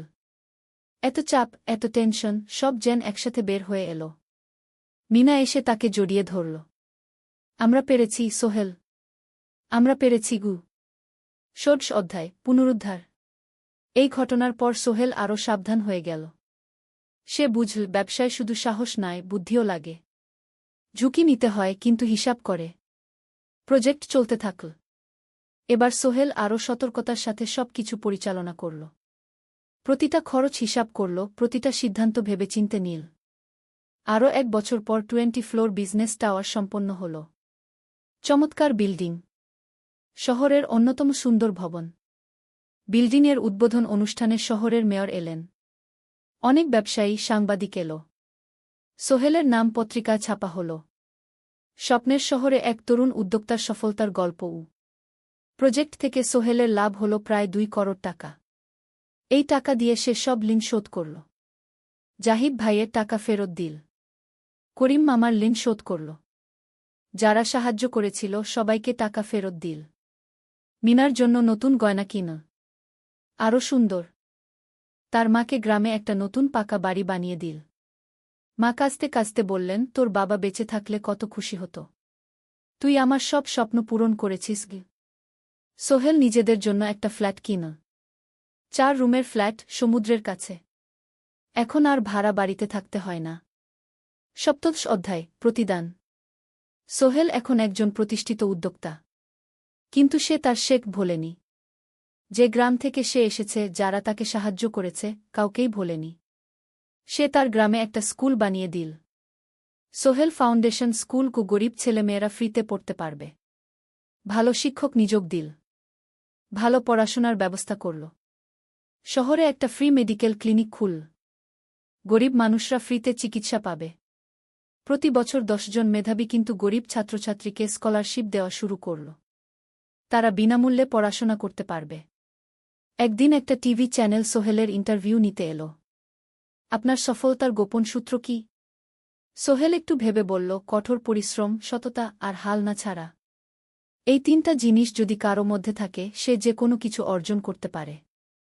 আর সবচেয়ে বড় কথা, যারা আমাকে সাহায্য করেছে তাদের ছাড়া আমি কিছুই না। একা কেউ সফল হতে পারে না। আপনার পরবর্তী স্বপ্ন কি? আমি চাই আরও মানুষকে সাহায্য করতে। আমার মতো যারা গ্রাম থেকে শহরে আসে তাদের জন্য একটা ট্রেনিং সেন্টার খুলব। তারা সেখানে বিভিন্ন স্কিল শিখতে পারবে, চাকরি পাবে, নিজের পায়ে দাঁড়াতে পারবে। অষ্টাদশ অধ্যায়, নতুন প্রজন্ম। আরও 5 বছর কেটে গেল। সোহেল এখন 45 বছরের। তার মেয়ে সারা এখন 9 বছরের। স্কুলে ক্লাস 4-এ পড়ে। খুব মেধাবী মেয়ে। একদিন সারা বাবাকে জিজ্ঞেস করল, বাবা, তুমি কিভাবে এত বড় হলে? আমার বন্ধুরা বলে তুমি একজন সফল মানুষ গো। সোহেল তাকে কোলে নিয়ে বসল। বাবা, তুমি জানো তোমার দাদু ছিলেন একজন স্কুল শিক্ষক। খুব সৎ মানুষ। কিন্তু আমরা গরিব ছিলাম। আমি রিকশা চালাতাম। রিকশা? সত্যি? হ্যাঁ। তারপর আমি এই শহরে এলাম। অনেক কষ্ট করেছি, কিন্তু হাল ছাড়িনি। মানুষ আমাকে সাহায্য করেছে, আর আমি কঠোর পরিশ্রম করেছি। বাবা, আমিও কি তোমার মতো হতে পারব? অবশ্যই পারবে বাবা। তবে মনে রেখো, সফলতা মানে শুধু টাকা পয়সা না। সফলতা মানে ভালো মানুষ হওয়া, অন্যদের সাহায্য করা, সৎ থাকা। সারা মাথা নাড়ল। আমি ভালো মানুষ হব বাবা। সোহেল তার মেয়েকে জড়িয়ে ধরল। মনে মনে ভাবল, তার জীবনের সব কষ্ট সার্থক হয়েছে। মিনা রান্নাঘর থেকে ডাকল, খাবার তৈরি। এসো। সোহেল সারাকে নিয়ে ডাইনিং টেবিলে গেল। ঋতু এসেছে। সে এখন বিয়ে করেছে, তার একটা ছেলে হয়েছে। সোহেলের মা মাঝে মাঝে চট্টগ্রামে বেড়াতে আসেন। আজও এসেছেন। সবাই মিলে খেতে বসল। হাসিগল্পে ভরা পরিবার। সোহেল তাকাল তার মায়ের দিকে, মিনার দিকে, সারার দিকে, ঋতুর দিকে। মনে হল, জীবনে আর কি চাই? খাওয়া শেষে সবাই বসে রইল, গল্প করছিল। হঠাৎ সোহেলের ফোন বাজল। অফিস থেকে। একটা জরুরি বিষয়। সোহেল ফোন রেখে দিয়ে মিনাকে বলল, একটা নতুন প্রজেক্টের প্রস্তাব এসেছে। একটা এতিমখানা বানানোর কাজ। সরকারি প্রজেক্ট। তুমি নেবে? অবশ্যই। এটা আমার স্বপ্নের প্রজেক্ট। যেসব বাচ্চাদের বাবা মা নেই তাদের জন্য একটা সুন্দর জায়গা। মিনা হাসল। তুমি কখনো বদলাও না। এখনো অন্যদের কথা ভাবো। এটাই তো জীবন মিনা। শুধু নিজের জন্য বাঁচলে কি হবে? 49 অধ্যায়, উত্তরাধিকার। 10 বছর আরও কেটে গেল। সোহেল এখন 55 বছরের। তার চুলে পাক ধরেছে, কিন্তু শক্তি এখনো আগের মতোই। সারা এখন 19 বছরের। সে বিশ্ববিদ্যালয়ে ইঞ্জিনিয়ারিং পড়ছে। সে চায় বাবার মতো কনস্ট্রাকশন ইন্ডাস্ট্রিতে কাজ করতে। একদিন সারা বাবাকে বলল, বাবা, আমি তোমার কোম্পানিতে কাজ করতে চাই। এখনো তো তোর পড়াশোনা বাকি। জানি, কিন্তু আমি এখন থেকেই শিখতে চাই। ছুটির দিনে তোমার সাথে সাইটে যেতে চাই। দেখতে চাই কিভাবে কাজ হয়। সোহেল খুশি হয়ে গেল। তার মেয়ে তার পথ অনুসরণ করতে চায়। ঠিক আছে, কিন্তু শর্ত হলো, তোকে সবকিছু নিজ থেকে শিখতে হবে। কোনো স্পেশাল ট্রিটমেন্ট পাবি না। আমি তো তাই চাই বাবাগু। সারা তার বাবার সাথে কাজ শিখতে শুরু করল। সে দেখল কিভাবে শ্রমিকরা কাজ করে, কিভাবে ম্যাটেরিয়াল বাছাই করতে হয়, কিভাবে একটা প্রজেক্ট ম্যানেজ করতে হয়। সোহেল তাকে কোনো সহজ পথ দিল না। সারাকেও সবার মতো কষ্ট করতে হল। সাইটে রোদে দাঁড়িয়ে থাকতে হল। শ্রমিকদের সাথে কথা বলতে হল। কিন্তু সারা হাল ছাড়ল না। সে তার বাবার মেয়ে। পরিশ্রম করতে জানে। 3 বছর পর সারা গ্রাজুয়েট হল। সে সোহেলের কোম্পানিতে জুনিয়র প্রজেক্ট ম্যানেজার হিসেবে যোগ দিল। সোহেল ধীরে ধীরে সারাকে বড় দায়িত্ব দিতে শুরু করল। সারা তার বাবার মতোই সৎ, পরিশ্রমী। বিংশ অধ্যায়, সমাপ্তি নয়, নতুন শুরু। আরও ৫ বছর পর। সোহেল এখন ৬০ বছরের। সে সিদ্ধান্ত নিল, এবার অবসর নেওয়ার সময় এসেছে। কোম্পানির দায়িত্ব সারাকে দেবে। একটা অনুষ্ঠান করা হল। সোহেল আনুষ্ঠানিকভাবে কোম্পানির চেয়ারম্যান পদ থেকে অবসর নিল। সারা হল নতুন ম্যানেজিং ডিরেক্টর। সোহেল তার বক্তব্যে বলল, আমি যখন এই শহরে এসেছিলাম আমার পকেটে ছিল মাত্র ৫,০০০ টাকা। একটা ছোট্ট ব্যাগ। আর অনেক স্বপ্ন। আজ ৪০ বছর পর আমি পেছনে ফিরে তাকাই, দেখি একটা দীর্ঘ পথ। সেই পথে অনেক কষ্ট ছিল, অনেক বাধা ছিল। কিন্তু ছিল অনেক ভালোবাসাও। অনেক মানুষের সাহায্যও। আমি বিশ্বাস করি সফলতা একা আসে না। এটা আসে অনেক মানুষের সমর্থন, ভালোবাসা আর বিশ্বাস নিয়ে। আমি যা কিছু অর্জন করেছি তা আমার একার না। এটা আমার পরিবারের, আমার কর্মচারীদের, আমার বন্ধুদের, সবার। আজ আমি আমার মেয়ে সারার হাতে এই দায়িত্ব তুলে দিচ্ছি। আমি জানি সে আমার চেয়ে ভালো করবে। কারণ সে শিখেছে আমার ভুল থেকে, আমার অভিজ্ঞতা থেকে। অনুষ্ঠান শেষ হল। সবাই চলে গেল। সোহেল আর মিনা অফিসে একা দাঁড়িয়ে রইল। মিনা, মনে আছে আমরা প্রথম কখন দেখা হয়েছিলাম? হ্যাঁ, তোমার সেই ছোট্ট মুদি দোকানে। তুমি বিস্কুট কিনতে এসেছিলে। কে ভেবেছিল সেই দিন থেকে আমাদের এই পর্যস্বপ্নের শহর। প্রথম অধ্যায়, যাত্রা শুরু। সকাল ৭টা বেজে গেছে। ঢাকার কমলাপুর রেলস্টেশনে মানুষের ভিড়। চারদিকে চা বিস্কুট বিক্রেতাদের চিৎকার, ট্রেনের হর্ন আর যাত্রীদের কোলাহল। এই বিশাল ভিড়ের মধ্যে একটা ছোট্ট ব্যাগ হাতে দাঁড়িয়ে আছে সোহেল। বয়স মাত্র ২২। গায়ের রং শ্যামলা, চোখে স্বপ্নের ঝিলিক। ভাইজা, চট্টগ্রামের টিকিট আছে? সোহেল টিকিট কাউন্টারের সামনে দাঁড়িয়ে জিজ্ঞেস করল। আছে। ৩০ টাকা। কাউন্টারের লোকটা উত্তর দিল। সোহেল তার পকেট থেকে টাকা বের করল। মোট ৫,০০০ টাকা। এই টাকা সে জমিয়েছে গত ৩ বছরে রিকশা চালিয়ে। তার স্বপ্ন ছিল চট্টগ্রাম গিয়ে একটা ভালো চাকরি পাওয়া। গ্রামে আর থাকতে চায় না সে। বাবা মারা গেছেন ১০ বছর আগে। মা আর ছোট বোন ঋতুকে নিয়ে সংসার চালাচ্ছিল রিকশা চালিয়ে। কিন্তু এভাবে তো আর সারা জীবন চলবে না। টিকিট কেটে সোহেল প্ল্যাটফর্মে এল। ট্রেন ছাড়বে আর মাত্র ১৫ মিনিট পরে। সে একটা বেঞ্চে বসে পড়ল। ব্যাগটা বুকের কাছে চেপে ধরল। এই ব্যাগে আছে তার সব সম্পদ, কিছু কাপড়, একটা ছোট্ট ফটো ফ্রেমে বাবা মায়ের ছবি, আর কিছু টাকা। কোথায় যাচ্ছেন? পাশে বসা একজন বয়স্ক মানুষ জিজ্ঞেস করলেন। চট্টগ্রাম কাকা। চাকরি খুঁজতে যাচ্ছি। সোহেল বিনয়ের সাথে উত্তর দিল। ভালো। তবে শহরে সাবধানে থাকবেন। শহর মানে অনেক সুযোগ, কিন্তু অনেক ফাঁদও আছে। বয়স্ক লোকটা বললেন। সোহেল মাথা নাড়ল। সে জানে শহরের জীবন সহজ না। কিন্তু তার কোনো বিকল্প নেই। গ্রামে রিকশা চালিয়ে মাসে ৩,৫০০ টাকা আয় হতো। তার মধ্যে সংসার চালাতে হতো, বোনের স্কুলের খরচ দিতে হতো, মায়ের ওষুধের খরচ দিতে হতো। কিছুই বাঁচত না। আর এই জীবন থেকে বেরোনোর একটাই পথ, শহরে গিয়ে ভালো কাজ খুঁজে নেওয়া। সোহেল মনে মনে ভাবল তার বাবার কথা। বাবা ছিলেন একজন স্কুল শিক্ষক। খুব সৎ মানুষ ছিলেন। সবসময় বলতেন, সোহেল, তুই লেখাপড়া শিখে বড় মানুষ হবি। আমাদের পরিবারে আর কেউ বড় চাকরি করেনি। তুই করবি। কিন্তু বাবা যখন মারা গেলেন তখন সোহেল মাত্র এসএসসি পরীক্ষা দিয়েছে। ফলাফল ভালো হয়েছিল, জিপিএ অর্ধচতু। কিন্তু বাবার মৃত্যুর পর আর পড়া হল না। পরিবারের দায়িত্ব নিতে হল। ট্রেন ছাড়ল। সোহেল জানালার পাশে বসে বাইরে তাকাল। ধানক্ষেত, নদী, ছোট ছোট গ্রাম, সব পেছনে ফেলে ট্রেন এগিয়ে চল। সোহেলের মনে হল সে যেন তার পুরনো জীবনটাকেও পেছনে ফেলে আসছে। ট্রেনে একজন হকার এসে চা বিক্রি করছিল। সোহেল একটা চা কিনল। ১০ টাকা। চা খেতে খেতে সে ভাবছিল, চট্টগ্রাম পৌঁছে কি হবে? করিম মামা তাকে সাহায্য করবেন তো? চাকরি পাওয়া যাবে তো? করিম মামা আসলে সোহেলের খুব দূর সম্পর্কের মামা। সোহেলের দাদির বোনের ছেলে। অনেক বছর আগে গ্রাম ছেড়ে চট্টগ্রামে চলে গিয়েছিলেন। সেখানে একটা কনস্ট্রাকশন কোম্পানিতে কাজ করেন। বছরে একবার দুবার গ্রামে আসতেন। গত বছর যখন এসেছিলেন তখন সোহেলের মাকে বলেছিলেন, সোহেলকে চট্টগ্রাম পাঠান। আমি একটা কাজের ব্যবস্থা করে দেব। সেই কথাতেই ভরসা করে সোহেল আজ এই যাত্রা।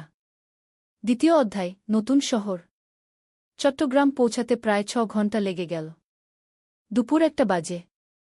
সোহেল স্টেশন থেকে বের হয়ে শহরের রাস্তায় দাঁড়াল। কি বিশাল শহর! এত গাড়ি, এত মানুষ। চারদিকে উঁচু উঁচু বিল্ডিং, দোকানপাট, মানুষের ভিড়। সোহেল কিছুক্ষণ দাঁড়িয়ে থাকল, সব কিছু দেখতে দেখতে। তার মনে হচ্ছিল সে যেন অন্য কোনো পৃথিবীতে এসে পড়েছে। তার পকেটে একটা ছোট্ট কাগজ আছে। সেখানে লেখা একটা ঠিকানা, করিম মিয়া, বাড়ি নং 23, রোড নং 5, আগ্রাবাদ, চট্টগ্রামকে। সোহেল একটা রিকশা ডাকল। কত নেবেন আগ্রাবাদ যেতে? 50 টাকা গু। সোহেল রিকশায় উঠল। রাস্তার দুধারে দোকান, মার্কেট, অফিস, সব কিছু দেখতে দেখতে সে অবাক হয়ে গেল। এত বড় শহর, এত কিছু! গ্রামের সেই ছোট্ট বাজারের সাথে কোনো তুলনাই হয় না। প্রায় আধা ঘণ্টা পর রিকশা একটা পুরনো বাড়ির সামনে থামল। 3 তলা বাড়ি, কিন্তু রং উঠে গেছে। সিঁড়ি দিয়ে উঠে 3য় তলায় করিম মামার ফ্ল্যাটে নক করল। দরজা খুলল এক মধ্যবয়সী মহিলা। কে? আসসালামু আলাইকুম আপা। আমি সোহেল। নোয়াখালীর গ্রাম থেকে এসেছি। করিম মামা বাড়িতে আছেন? মহিলা তাকে মাথা থেকে পা পর্যন্ত দেখল। করিম তো অফিসে গেছে। তুমি কে? কোথা থেকে এসেছ? সোহেল সব খুলে বলল। মহিলা তাকে ভেতরে ঢুকতে দিল। বসো। করিম সন্ধ্যায় ফিরবে গু। ফ্ল্যাটটা ছোট। 2টো রুম, একটা ছোট্ট রান্নাঘর আর একটা বাথরুম। কিন্তু সোহেলের কাছে খুব সুন্দর লাগল। গ্রামের সেই টিনের ঘরের চেয়ে তো অনেক ভালো। মহিলা তার নাম জানাল, সালমা। করিম মামার স্ত্রী। তাদের 2টো ছেলে, একজন ক্লাস 8-এ পড়ে, আরেকজন ক্লাস 5-এ। খেয়েছ? সালমা আপা জিজ্ঞেস করল। না আপা গু। অপেক্ষা করো।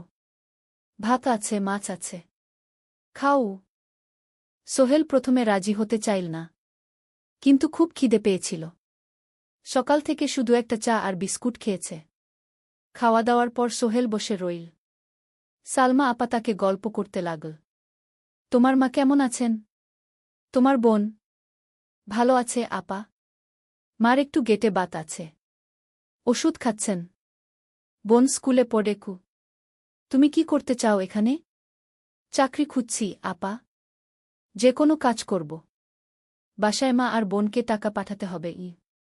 সালমা আপা মাথা নাড়ল। করিম তোমার জন্য কিছু একটা করবে। সে ভালো মানুষ গ। সারাদিন অপেক্ষা করু সোহেল। সন্ধ্যা 6টায় করিম মামা ফিরলেন। 50-এর কাছাকাছি বয়স, কালো রঙের প্যান্ট শার্ট পরা, হাতে একটা ব্যাগ। আরে সোহেল, কবে এলি? করিম মামা খুশি হয়ে বললেন। আজ সকালে মামা গু। করিম মামা তাকে জড়িয়ে ধরলেন। অনেকদিন পর দেখলাম। কেমন আছিস? ভালো আছি মামা গি। ভালো করেছিস এসে। এখানে অনেক সুযোগ আছে। তোর জন্য একটা কাজের ব্যবস্থা করে দেব। তবে প্রথমে কয়েকদিন এখানে থাক। শহরটা একটু চিনে নে। তারপর কাজে যোগ দিবি। সোহেলের মনে আসার আলো জ্বল। সে ভাবল হয়তো তার ভাগ্য এবার পাল্টাবে। 3য় অধ্যায়, প্রথম চাকরি। 1 সপ্তাহ পরে করিম মামা সোহেলকে তার কোম্পানিতে নিয়ে গেলেন। কোম্পানির নাম আলামিন কনস্ট্রাকশন। অফিসটা শহরের কেন্দ্রে, 5 তলা একটা বিল্ডিংয়ের দোতলায়। মালিক আলী সাহেব।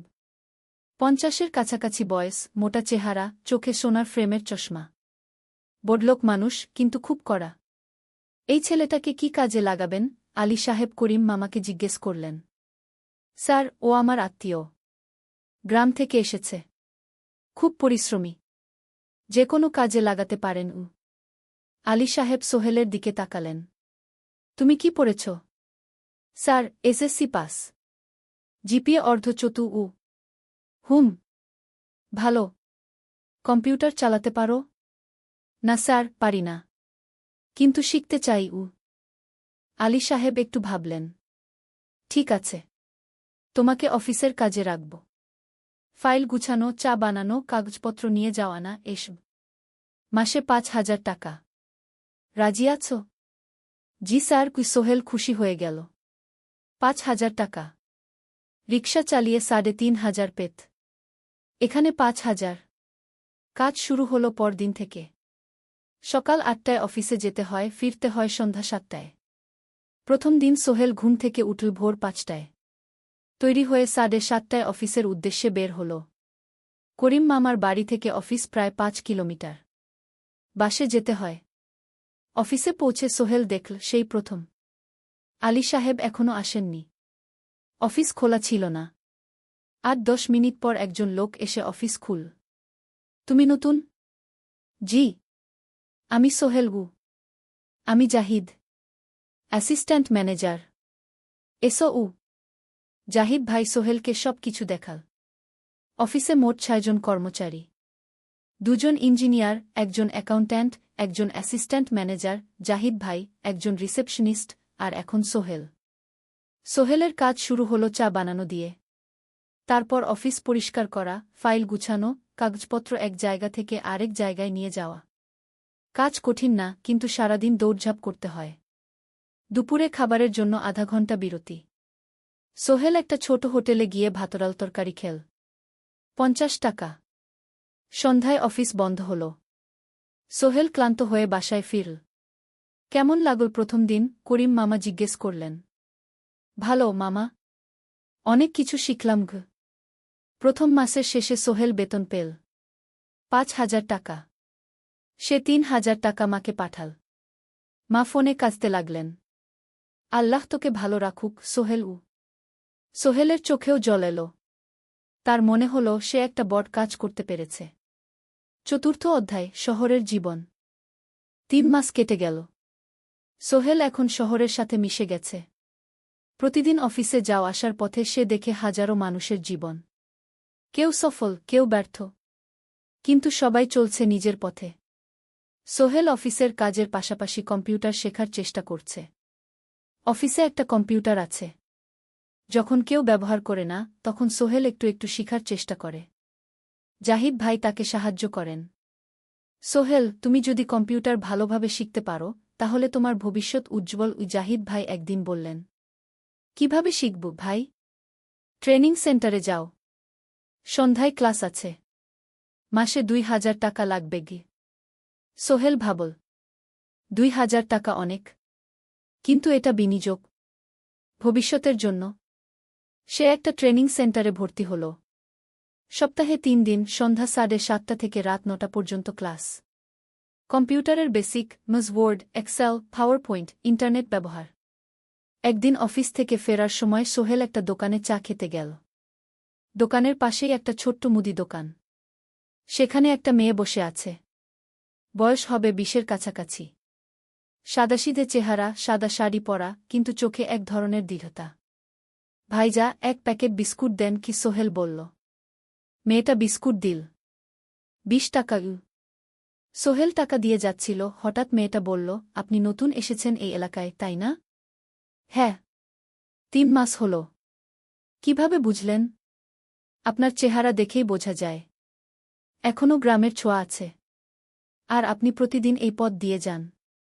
দেখেছি কি? মেয়েটা হাসল। সোহেলও হেসে ফেল। আপনি খুব পর্যবেক্ষক মনে হচ্ছে গি।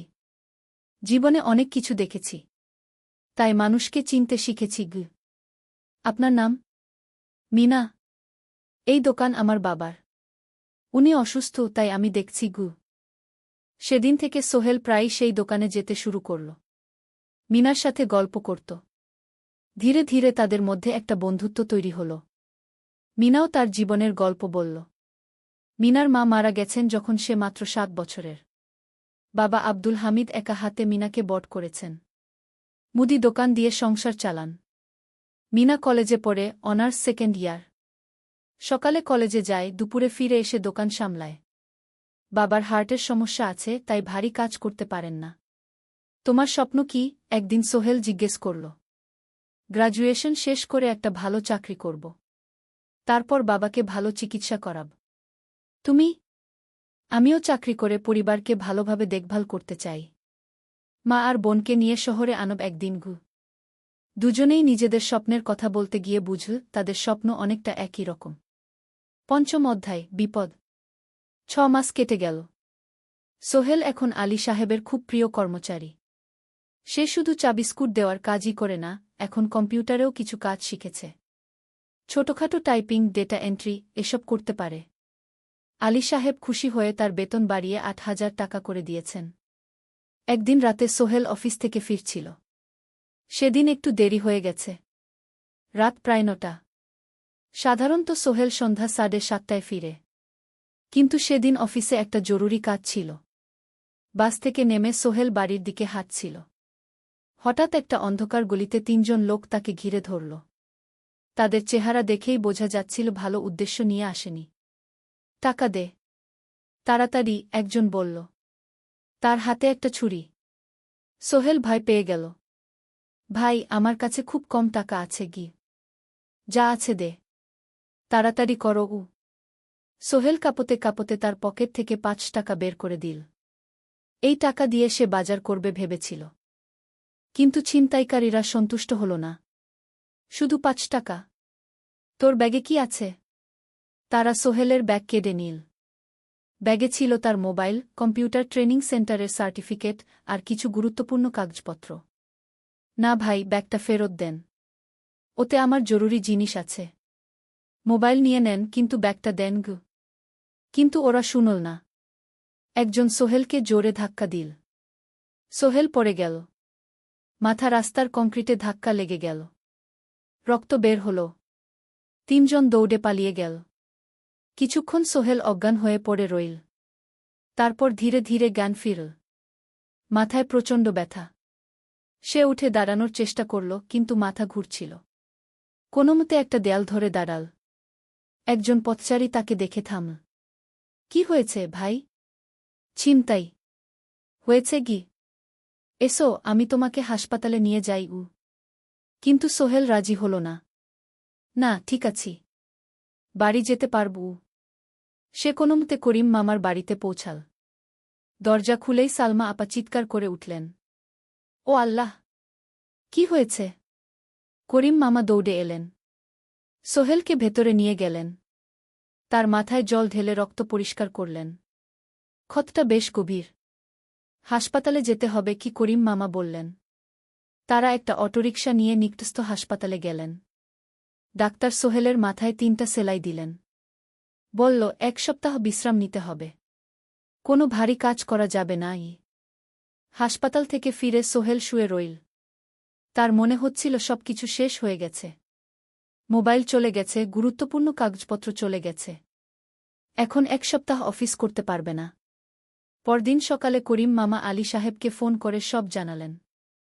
আলী সাহেব বললেন, ঠিক আছে, সোহেল ভালো হয়ে এলে আসবে, চিন্তার কিছু নেই গি। মিনা যখন এই খবর শুনল, সে সন্ধ্যায় সোহেলকে দেখতে এল করিম মামার বাড়িতে। সাথে এনেছিল কিছু ফল। কি হয়েছিল? মিনা চিন্তিত গলায় জিজ্ঞেস করল। সোহেল সব বলল। মিনা রেগে গেল। এই শহরে এখন অনেক অপরাধ বেড়ে গেছে। পুলিশ কিছু করে না। তুমি পুলিশে রিপোর্ট করেছ? না। লাভ নেই। তবুও করা উচিত। তোমার মোবাইলটা হয়তো খুঁজে পাওয়া যাবে গি। করিম মামা সোহেলকে নিয়ে পুলিশ স্টেশনে গেলেন। জেনারেল ডায়েরি করলেন। কিন্তু পুলিশ খুব একটা আশা দিল না। দেখি কিছু করা যায় কিনা গু। সোহেল বুঝল মোবাইল আর ফিরবে না। সেই ১ সপ্তাহ সোহেলের জীবনের সবচেয়ে কঠিন সময় ছিল। সে শুধু শারীরিকভাবেই ক্ষতিগ্রস্ত হয়নি, মানসিকভাবেও ভেঙে পড়েছিল। প্রতিরাতে দুঃস্বপ্ন দেখত। সেই ৩জন ছিনতাইকারীর মুখ ভুলতে পারছিল না। মিনা প্রায় প্রতিদিন আসত। তাকে সাহস দিত। তুমি হাল ছেড়ো না সোহেল। জীবনে এরকম খারাপ সময় আসে, কিন্তু এটা কাটিয়ে ওঠাই হলো আসল বীরত্ব। সোহেলের মা গ্রাম থেকে ফোন করতেন। করিম মামার মোবাইল থেকে। তুই ভালো আছিস তো? সোহেল মাকে সব সত্যি বলেনি। শুধু বলেছে, হ্যাঁ মা, ভালো আছি। একটু জ্বর হয়েছিল। এখন ভালো। ১ সপ্তাহ পর সোহেল আবার অফিসে গেল। আলী সাহেব তাকে দেখে খুশি হলেন। কেমন আছো? ভালো আছি স্যার। ঠিক আছে, তবে প্রথম কয়েকদিন হালকা কাজ করবে গু। সোহেল আবার কাজে মন দিল। কিন্তু একটা জিনিস তাকে খুব কষ্ট দিচ্ছিল, তার মোবাইল নেই। মায়ের সাথে কথা বলতে পারছে না নিয়মিত। করিম মামার মোবাইল চাইতে সংকোচ লাগে। একদিন জাহিদ ভাই তাকে ডাকলেন। সোহেল, আমার একটা পুরনো মোবাইল আছে, তুমি ব্যবহার করো। না ভাই, আমি নাও। আমার কাজে লাগছে না। তুমি রাখো গু। সোহেল কৃতজ্ঞতায় প্রায় কেঁদে ফেল। ধন্যবাদ ভাই। মোবাইল পেয়ে সোহেল প্রথমেই মাকে ফোন করল। মা খুব খুশি হলেন। এতদিন ফোন করিসনি কেন? মা, মোবাইলটা নষ্ট হয়ে গিয়েছিল। নতুন নিয়েছি। মায়ের গলায় স্বস্তি ফুটে উঠল। ষষ্ঠ অধ্যায়, নতুন সুযোগ। আরও 3 মাস কেটে গেল। সোহেল পুরোপুরি সুস্থ হয়ে গেছে। তার জীবন আবার স্বাভাবিক হয়ে এসেছে। সে এখন কম্পিউটার ট্রেনিং শেষ করেছে। সার্টিফিকেট পেয়েছে। কিন্তু একটা ঘটনা তার জীবনে বড় পরিবর্তন নিয়ে এল। একদিন সকালে আলী সাহেব তাকে ডাকলেন। সোহেল, বসো। সোহেল বসল। মনে একটু ভয় লাগছিল। আলী সাহেব কি তাকে বকবেন? সোহেল, তুমি তো এখন কম্পিউটার চালাতে পারো? জি স্যার, একটু একটু শিখেছি। ভালো। আমি তোমার কাজ দেখছি। তুমি খুব পরিশ্রমী। আর সৎ। আমাদের কোম্পানিতে এরকম মানুষের দরকার। সোহেল কিছু বুঝতে পারছিল না। আমি তোমাকে একটা সুযোগ দিতে চাই। আমাদের কোম্পানি একটা ট্রেনিং প্রোগ্রাম চালু করছে নতুন কর্মচারীদের জন্য। 6 মাসের কোর্স। কম্পিউটার অ্যাকাউন্টিং, ভবন নির্মাণের হিসাব নিকাশ, প্রজেক্ট ম্যানেজমেন্ট সব শিখবে। কোম্পানি সব খরচ দেবে। ট্রেনিংয়ের সময় তোমার বেতনও চলবে। রাজি আছো? সোহেল বিশ্বাস করতে পারছিল না। স্যার, সত্যি? আমাকে এত বড় সুযোগ দিচ্ছেন? হ্যাঁ। তুমি ভালো ছেলে। পরিশ্রমী। আমি তোমাকে এগিয়ে দিতে চাই। ভবিষ্যতে তুমি এই কোম্পানির একজন গুরুত্বপূর্ণ কর্মচারী হবে। সোহেল কৃতজ্ঞতায় প্রায় কেঁদে ফেল। ধন্যবাদ স্যার। আমি কঠোর পরিশ্রম করব। আমি জানি। সেদিন সন্ধ্যায় সোহেল মিনার দোকানে গেল। মিনাকে খবরটা দিল। মিনা খুব খুশি হল। তার চোখে জল এসে গেল। তুমি পারবে সোহেল। আমি জানি। সোহেল তার মা আর বোনকেও ফোন করে খবরটা দিল। মা কাঁদতে লাগলেন। তোর বাবা বেঁচে থাকলে কত খুশি হতো। ট্রেনিং শুরু হলো পরের মাস থেকে। প্রতিদিন সকালে 3 ঘন্টা ক্লাস, তারপর বাকি সময় অফিসের কাজ। ক্লাসে 5 জন নতুন কর্মচারী। সবাই তরুণ, উৎসাহী। শিক্ষক ছিলেন একজন অভিজ্ঞ ইঞ্জিনিয়ার। নাম রহিম স্যার। তিনি খুব ভালোভাবে সব কিছু বুঝাতেন। কম্পিউটার অ্যাকাউন্টিং, এক্সেলে জটিল ক্যালকুলেশন, প্রজেক্টের বাজেট তৈরি, সময় ব্যবস্থাপনা সব। সোহেল পুরো মনোযোগ দিয়ে শিখতে লাগল। সন্ধ্যায় বাড়ি ফিরে প্র্যাকটিস করত। করিম মামার ছেলের কাছ থেকে একটা ল্যাপটপ ধার নিত কখনো কখনো। 6 মাস পরে ট্রেনিং শেষ হল। সবাই সার্টিফিকেট পেল। আলী সাহেব একটা অনুষ্ঠান করলেন। সোহেল সেরা পারফর্মার হিসেবে একটা বিশেষ পুরস্কার পেল, 5,000 টাকা বোনাস। আলী সাহেব ঘোষণা করলেন, সোহেল, আজ থেকে তুমি আমাদের জুনিয়র অ্যাকাউন্ট অ্যাসিস্ট্যান্ট। তোমার বেতন 15,000 টাকা। সোহেল অবাক হয়ে গেল। 8,000 থেকে 15,000। প্রায় দ্বিগুণ। সেদিন রাতে সোহেল ঘুমাতেই পারল না। খুশিতে, উত্তেজনায় তার চোখে ঘুম নেই। সে ভাবল তার জীবন কিভাবে বদলে যাচ্ছে। 2 বছর আগে যে রিকশা চালাত, আজ সে একটা নামকরা কোম্পানির অ্যাকাউন্ট অ্যাসিস্ট্যান্ট। 7ম অধ্যায়, প্রেম ও প্রস্তাব। 1.5 বছর হয়ে গেল সোহেলের চট্টগ্রাম আসার। সে এখন একজন সফল যুবক। তার মা গ্রামে খুব খুশি। প্রতি মাসে সোহেল 10,000 টাকা পাঠায়। ছোট বোন ঋতু এখন কলেজে ভর্তি হয়েছে সোহেলের পাঠানো টাকায়। মায়ের চিকিৎসাও ভালোভাবে হচ্ছে। মিনার সাথে সোহেলের সম্পর্ক এখন আর শুধু বন্ধুত্ব নয়। দুজন দুজনকে ভালোবাসে। কিন্তু কেউ কাউকে সরাসরি বলার সাহস পায়নি। প্রতিদিন দেখা হয়, গল্প হয়, কিন্তু সেই একটা কথা বলা হয়ে ওঠে না। একদিন শুক্রবার ছুটির দিন। সোহেল মিনাকে বলল, আজ কি একটু ঘুরতে যাবে? কোথায়? পতেঙ্গা বিচ। তুমি কি কখনো গেছ? না। কিন্তু আমার দোকান। শুক্রবার। তোমার বাবা সামলাবে। মিনা রাজি হয়ে গেল। দুপুরে দুজনে বাস নিয়ে পতেঙ্গা গেল। সমুদ্র দেখে মিনা অবাক হয়ে গেল। কি সুন্দর। দুজনে বালিতে বসল। ঢেউয়ের শব্দ শুনতে শুনতে গল্প করছিল। হঠাৎ সোহেল বলল, মিনা, তোমার সাথে কিছু বলার ছিল। বলো উ। সোহেল একটা লম্বা শ্বাস নীল। তুমি জানো আমি তোমাকে ভালোবাসি উ। মিনা হাসল। তার চোখ ভিজে গেল। জানি। আমিও তোমাকে ভালোবাসি সোহেল গু। সোহেল অবাক হয়ে গেল। সত্যি? হ্যাঁ। অনেকদিন ধরেই জানি। তুমি আমার জীবনে এসে সব কিছু বদলে দিয়েছ। তোমার সাথে থাকলে আমার মনে হয় আমি যে কোনো কিছু করতে পারব গু। দুজনে কিছুক্ষণ চুপ করে বসে রইল। সমুদ্রের ঢেউ এসে পায়ে লাগছিল। সূর্য পশ্চিমে ঢলে পড়ছে। আকাশ লালকুমলা হয়ে গেছে। কিন্তু আমার বাবার সাথে কথা বলতে হবে কি মিনা বলল। আমি তৈরি। যখন বলবে তখন বলবো। পরের সপ্তাহে সোহেল মিনার বাবার সাথে কথা বলল। আব্দুল হামিদ সাহেব প্রথমে একটু দ্বিধা করলেন। তুমি কোনো পরিবারের ছেলে? তোমার বাবা কি করতেন? সোহেল সব সত্যি বলল। তার বাবা ছিলেন স্কুল শিক্ষক। মারা গেছেন 10 বছর আগে। মা গ্রামে থাকেন।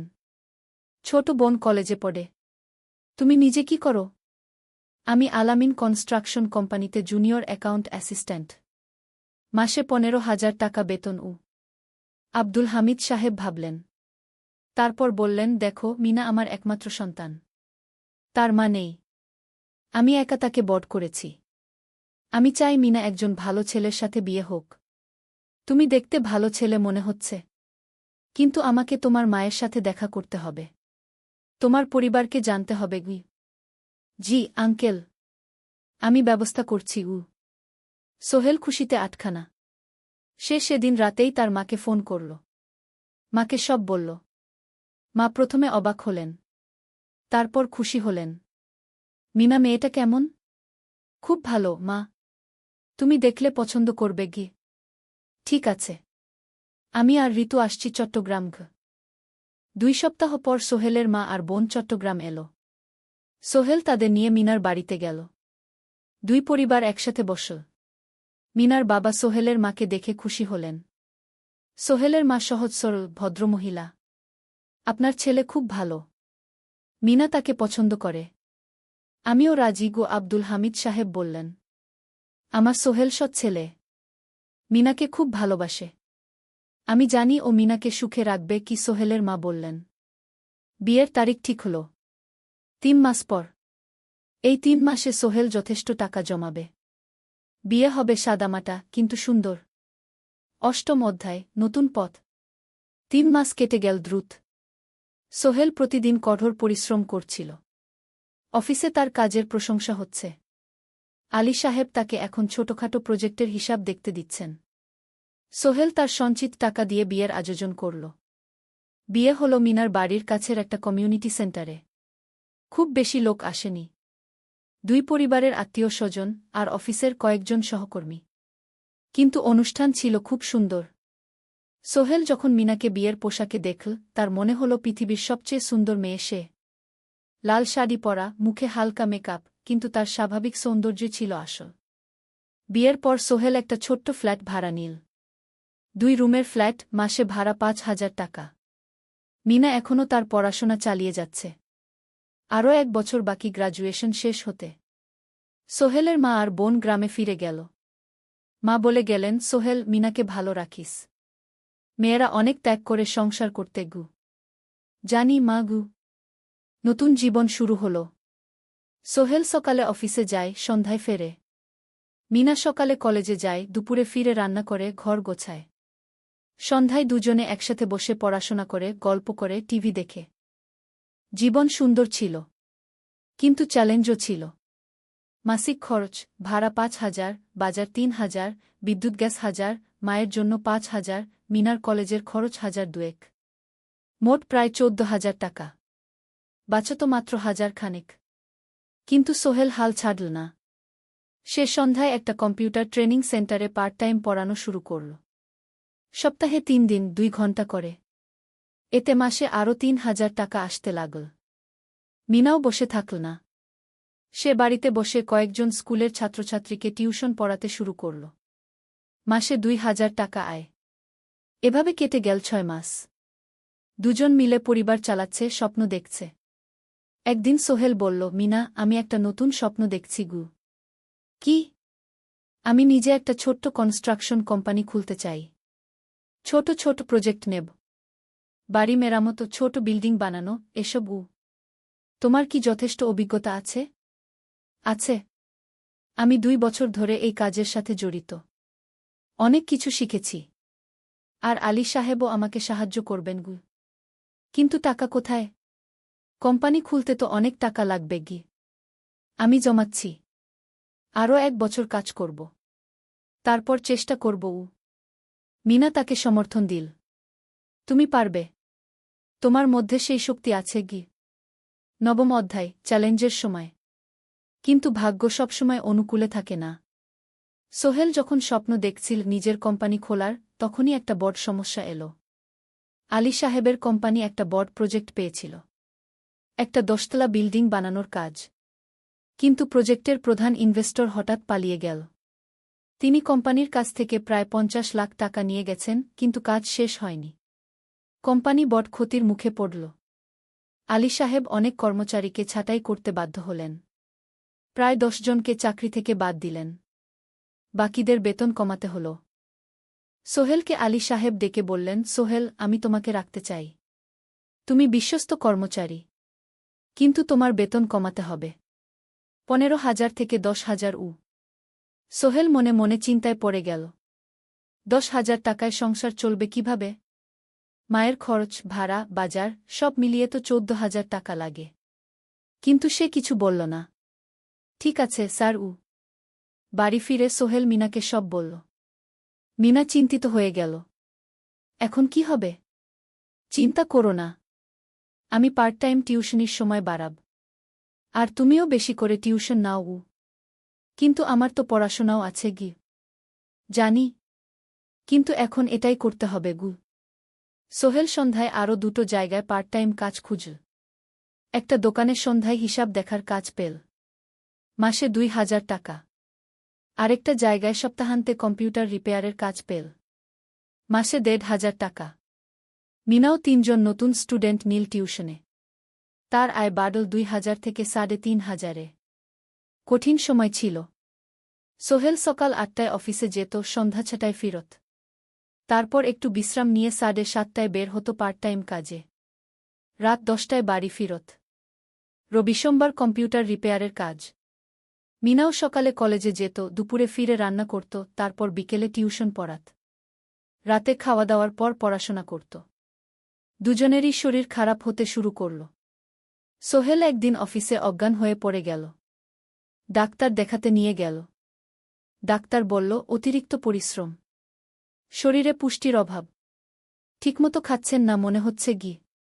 সত্যি কথা, খরচ বাঁচাতে সোহেল আর মিনা অনেক সময় কম খেত। মাংস মাছ কিনত সপ্তাহে 1 দিন। বাকি সময় শাকসবজি, ডাল। মিনা সোহেলকে বলল, আর নয় সোহেল। তুমি এভাবে নিজেকে শেষ করে ফেলছ। আমার পড়াশোনা বন্ধ করে দিই। আমি ফুল টাইম চাকরি করি। না, সোহেল জোর দিয়ে বলল। তোমার পড়াশোনা বন্ধ হবে না। আরও মাত্র 6 মাস বাকি। তুমি গ্রাজুয়েট হবেই। কিন্তু তুমি। আমি ঠিক হয়ে যাব। চিন্তা করো না। কিন্তু পরিস্থিতি আরও খারাপ হলো যখন সোহেলের মায়ের অসুখ হল। হার্টের সমস্যা। হাসপাতালে ভর্তি করতে হল। খরচ 50,000 টাকা। সোহেলের হাতে এত টাকা কোথায়? সে করিম মামার কাছে ধার চাইল। করিম মামা 20,000 টাকা দিলেন। বাকি 30,000 টাকা সোহেল একটা এনজিও থেকে ঋণ নিল। সুদের হার মাসে 2%। মায়ের চিকিৎসা হল। তিনি সুস্থ হয়ে গেলেন। কিন্তু সোহেল এখন ঋণের বোঝায় পড়ে গেল। প্রতি মাসে 3,000 টাকা করে কিস্তি দিতে হবে। সেই রাতে সোহেল আর মিনা বিছানায় শুয়ে কথা বলছিল। সোহেল বলল, মিনা, আমি মনে হয় ভুল করেছি। শহরে এসে বিয়ে করে তোমাকে কষ্টে ফেলেছি। মিনা তার হাত ধরল। না সোহেল, তুমি ভুল করনি। জীবনে এরকম খারাপ সময় আসে। কিন্তু এটা কাটিয়ে ওঠাই হলো আসল শক্তি। আমরা একসাথে আছি। একসাথে থাকব। সব কিছু ঠিক হয়ে যাবে। মিনার কথায় সোহেল একটু সাহস পেল। হ্যাঁ, হাল ছাড়া যাবে না। 10ম অধ্যায়, আলোর দিকে। 3 মাস পরে পরিস্থিতি একটু ভালো হতে শুরু করল। আলী সাহেবের কোম্পানি একটা নতুন প্রজেক্ট পেল, একটা স্কুল বিল্ডিং বানানোর কাজ। কোম্পানি আবার স্থিতিশীল হতে শুরু করল। আলী সাহেব সোহেলকে ডেকে বললেন, সোহেল, আমি তোমার কঠোর পরিশ্রম দেখেছি। খারাপ সময়েও তুমি কোম্পানি ছেড়ে যাওনি। আমি কৃতজ্ঞ। আজ থেকে তোমার বেতন আবার 15,000 টাকা। সোহেল খুশি হয়ে গেল। ধন্যবাদ স্যার। মিনাও গ্র্যাজুয়েশন শেষ করল, ভালো ফলাফল করল। সে এখন চাকরি খুঁজছে। একদিন মিনা একটা প্রাইভেট স্কুলে শিক্ষিকার ইন্টারভিউ দিতে গেল। ইন্টারভিউ ভালো হল, তাকে নিযোগ দেওয়া হল। বেতন 12,000 টাকা। সেদিন সন্ধ্যায় দুজনে মিলে একটা ছোট্ট পার্টি করল। একটা বিরিয়ানি কিনল, কোমল পানীয় কিনল। দুজনে মিলে খেল। আমরা পেরেছি, সোহেল মিনা বলল। হ্যাঁ, আমরা পেরেছি গু। এখন দুজনের মিলিয়ে আয় 27,000 টাকা। খরচ চালানোর পর প্রায় 10,000 টাকা বাঁচে। সোহেল এই টাকা দিয়ে লেন শোধ করতে শুরু করল। পার্ট টাইম কাজগুলো ছেড়ে দিল। শরীরের যত্ন নেওয়া শুরু করল। আরও 6 মাস পরে সোহেলের কাছে একটা বড় সুযোগ এলো। আলী সাহেব একদিন তাকে ডাকলেন। সোহেল, তুমি কি নিজের ব্যবসা করতে চাও? স্যার, আমি তোমাকে একটা ছোট্ট প্রজেক্ট দিতে চাই। একটা 3 তলা বিল্ডিংয়ের কনস্ট্রাকশন। তুমি ম্যানেজ করবে, আমি শুধু সুপারভাইজ করব। লাভের 50% তোমার গু। সোহেল ভাবল, এটা একটা বড় সুযোগ, কিন্তু ঝুঁকিও আছে। যদি কাজটা ভালোভাবে না হয়? স্যার, আমি চেষ্টা করব, কিন্তু যদি ভুল হয়? ভুল হবে না, আমি তোমার উপর বিশ্বাস রাখছি। তুমি পারবে গু। সোহেল রাজি হয়ে গেল।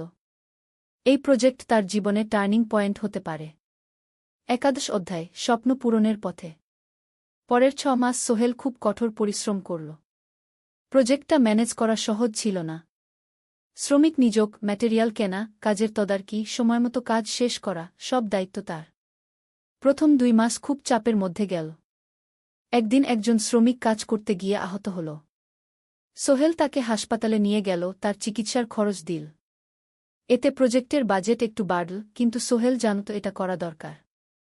আরেকদিন ভুল ম্যাটেরিয়াল ডেলিভারি হল। সোহেল সেগুলো ফেরত পাঠাল, সঠিক জিনিস আনাল। এতে 3 দিন দেরি হল, কিন্তু কাজের মান ঠিক রইল। মিনা তাকে সবসময় সাপোর্ট করছিল। সে এখন চাকরিতে স্থিতিশীল। স্কুলের বাচ্চারা তাকে পছন্দ করে। প্রিন্সিপাল তার কাজে খুশি। প্রজেক্ট শেষ হল 6 মাসে। সময়মতো, বাজেটের মধ্যে। বিল্ডিংয়ের মালিক খুব খুশি হলেন। তিনি আলী সাহেবকে ধন্যবাদ দিলেন। আলী সাহেব বললেন, ধন্যবাদ আমাকে না, এই ছেলেকে দিন।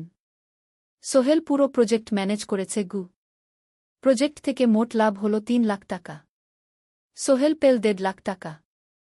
তার জীবনে এত টাকা এই প্রথম। সে করিম মামার ঋণ শোধ করল। এনজিওর বাকি ঋণ শোধ করল। তারপর তার মাকে 50,000 টাকা পাঠাল। মা দিয়ে গ্রামের বাড়িটা একটু মেরামত করাল, বোন ঋতুর জন্য একটা ল্যাপটপ কিনল। বাকি টাকা দিয়ে সোহেল একটা ব্যাংক অ্যাকাউন্টে জমা রাখল, ভবিষ্যতের জন্য। আলী সাহেব সোহেলকে আরও 2টো প্রজেক্ট দিলেন। এবার একটু বড়। সোহেল আত্মবিশ্বাসের সাথে সেগুলোও শেষ করল। 2 বছর পরে সোহেল সিদ্ধান্ত নিল, এবার নিজের কোম্পানি খোলার সময় এসেছে। 10 অধ্যায়, নতুন শুরু। সোহেল তার সব জমানো টাকা দিয়ে একটা ছোট্ট অফিস ভাড়া নিল। 2 রুমের অফিস। একটা রুমে কাজের জায়গা, আরেকটায় ছোট্ট মিটিং রুম। অফিসের সামনে একটা বোর্ড লাগাল, Sohel construction and development. Mina তাকে সাহায্য করছিল। সে অফিসের অ্যাকাউন্টস দেখত সন্ধ্যায় স্কুল থেকে ফিরে। দুজন মিলে একটা টিম। প্রথমে ছোট ছোট কাজ নিল। বাড়ি মেরামত, দোকান সংস্কার, ছোট বিল্ডিং কনস্ট্রাকশন। কাজের মান ভালো রাখার চেষ্টা করল। সময়মতো শেষ করল। দাম ন্যায্য রাখল। ধীরে ধীরে সোহেলের সুনাম ছড়িয়ে পড়ল। মানুষ তাকে বিশ্বাস করত। তার কাছে নতুন নতুন কাজ আসতে লাগল। প্রথম বছর খুব কষ্ট হল। কখনো লাভ হতো, কখনো লস। কিন্তু সোহেল থেমে থাকল না। সে শিখতে লাগল ব্যবসা কিভাবে চালাতে হয়। দ্বিতীয় বছরে পরিস্থিতি ভালো হল। সোহেল এখন 3 জন স্থায়ী কর্মচারী নিযোগ দিল। একজন ইঞ্জিনিয়ার, একজন সুপারভাইজার, একজন অফিস সহায়ক। তৃতীয় বছরে একটা বড় প্রজেক্ট পেল। একটা স্কুল বিল্ডিং বানানোর কাজ। 5 তলা বিল্ডিং। সোহেল পুরো মনোযোগ দিয়ে কাজটা করল। শ্রমিকদের ভালো বেতন দিল, ভালো ম্যাটেরিয়াল ব্যবহার করল, সময়মতো কাজ শেষ করল। স্কুল কর্তৃপক্ষ খুব খুশি হল। তারা সোহেলের কাজের প্রশংসা করল। এই প্রজেক্ট থেকে সোহেল প্রায় 5 লাখ টাকা লাভ করল। এই টাকা দিয়ে সে আরও ভালো একটা অফিস নিল। আরও কর্মচারী নিযোগ দিল। এখন তার কোম্পানিতে 10 জন স্থায়ী কর্মচারী। প্রজেক্ট অনুযায়ী আরও শ্রমিক নিযোগ দেওয়া হয়। ত্রয়োদশ অধ্যায়, পরিবার। এদিকে সোহেল আর মিনার সংসারেও খুশির খবর এল। মিনা গর্ভবতী। 9 মাস পর তাদের একটা মেয়ে হল। নাম রাখল সারা। সারা যখন জন্মাল, সোহেলের মা আর বোন চট্টগ্রামে এল। মা 1 মাস থেকে গেলেন। মিনাকে সাহায্য করলেন। সোহেল এখন একটা বড় ফ্ল্যাট ভাড়া নিয়েছে। 3 রুমের ফ্ল্যাট। একটা রুমে সোহেল, মিনা, একটায় সারা, আরেকটায় অতিথি রুম। মায়ের জন্য সোহেল সিদ্ধান্ত নিল তাকে চট্টগ্রামে নিয়ে আসবে। গ্রামে একা থাকা ঠিক না। কিন্তু মা রাজি হলেন না। না বাবা, আমি গ্রামেই থাকব।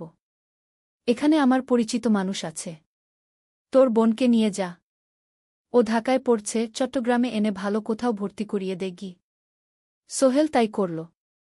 ঋতুকে চট্টগ্রাম বিশ্ববিদ্যালয়ে ভর্তি করিয়ে দিল। ঋতু এখন সোহেলের ফ্ল্যাটে থাকে, বিশ্ববিদ্যালয়ে পড়ে। সোহেলের মনে হল তার জীবন এখন পরিপূর্ণ। স্ত্রী, মেয়ে, বোন সবাই তার কাছে। ব্যবসা ভালো চলছে। মা গ্রামে সুখে আছেন। চতুর্দশ অধ্যায়, সফলতার শিখরে। 5 বছর কেটে গেল। সোহেল এখন একজন সফল উদ্যোক্তা। তার কোম্পানি কি সোহেল কনস্ট্রাকশন অ্যান্ড ডেভেলপমেন্ট এখন চট্টগ্রামে বেশ পরিচিত। প্রায় 30 জন কর্মচারী তার অধীনে কাজ করে। সোহেল এখন শুধু ছোট প্রজেক্ট করে না, বড় বড় প্রজেক্টও করে। একটা 8 তলা বিজনেস কমপ্লেক্স বানানোর কাজ পেয়েছে। একটা হাসপাতাল বিল্ডিং বানাচ্ছে। মিনা এখনও স্কুলে পড়ায়। সে এখন ভাইস প্রিন্সিপাল। সাথে সোহেলের কোম্পানির অ্যাকাউন্টস ম্যানেজার। দুজন মিলে ব্যবসা চালা। সারা এখন 4 বছরের। স্কুলে ভর্তি হয়েছে। খুব চালাক মেয়ে। ঋতু বিশ্ববিদ্যালয় থেকে গ্রাজুয়েট হয়ে একটা ব্যাংকে চাকরি পেয়েছে। একদিন আলী সাহেব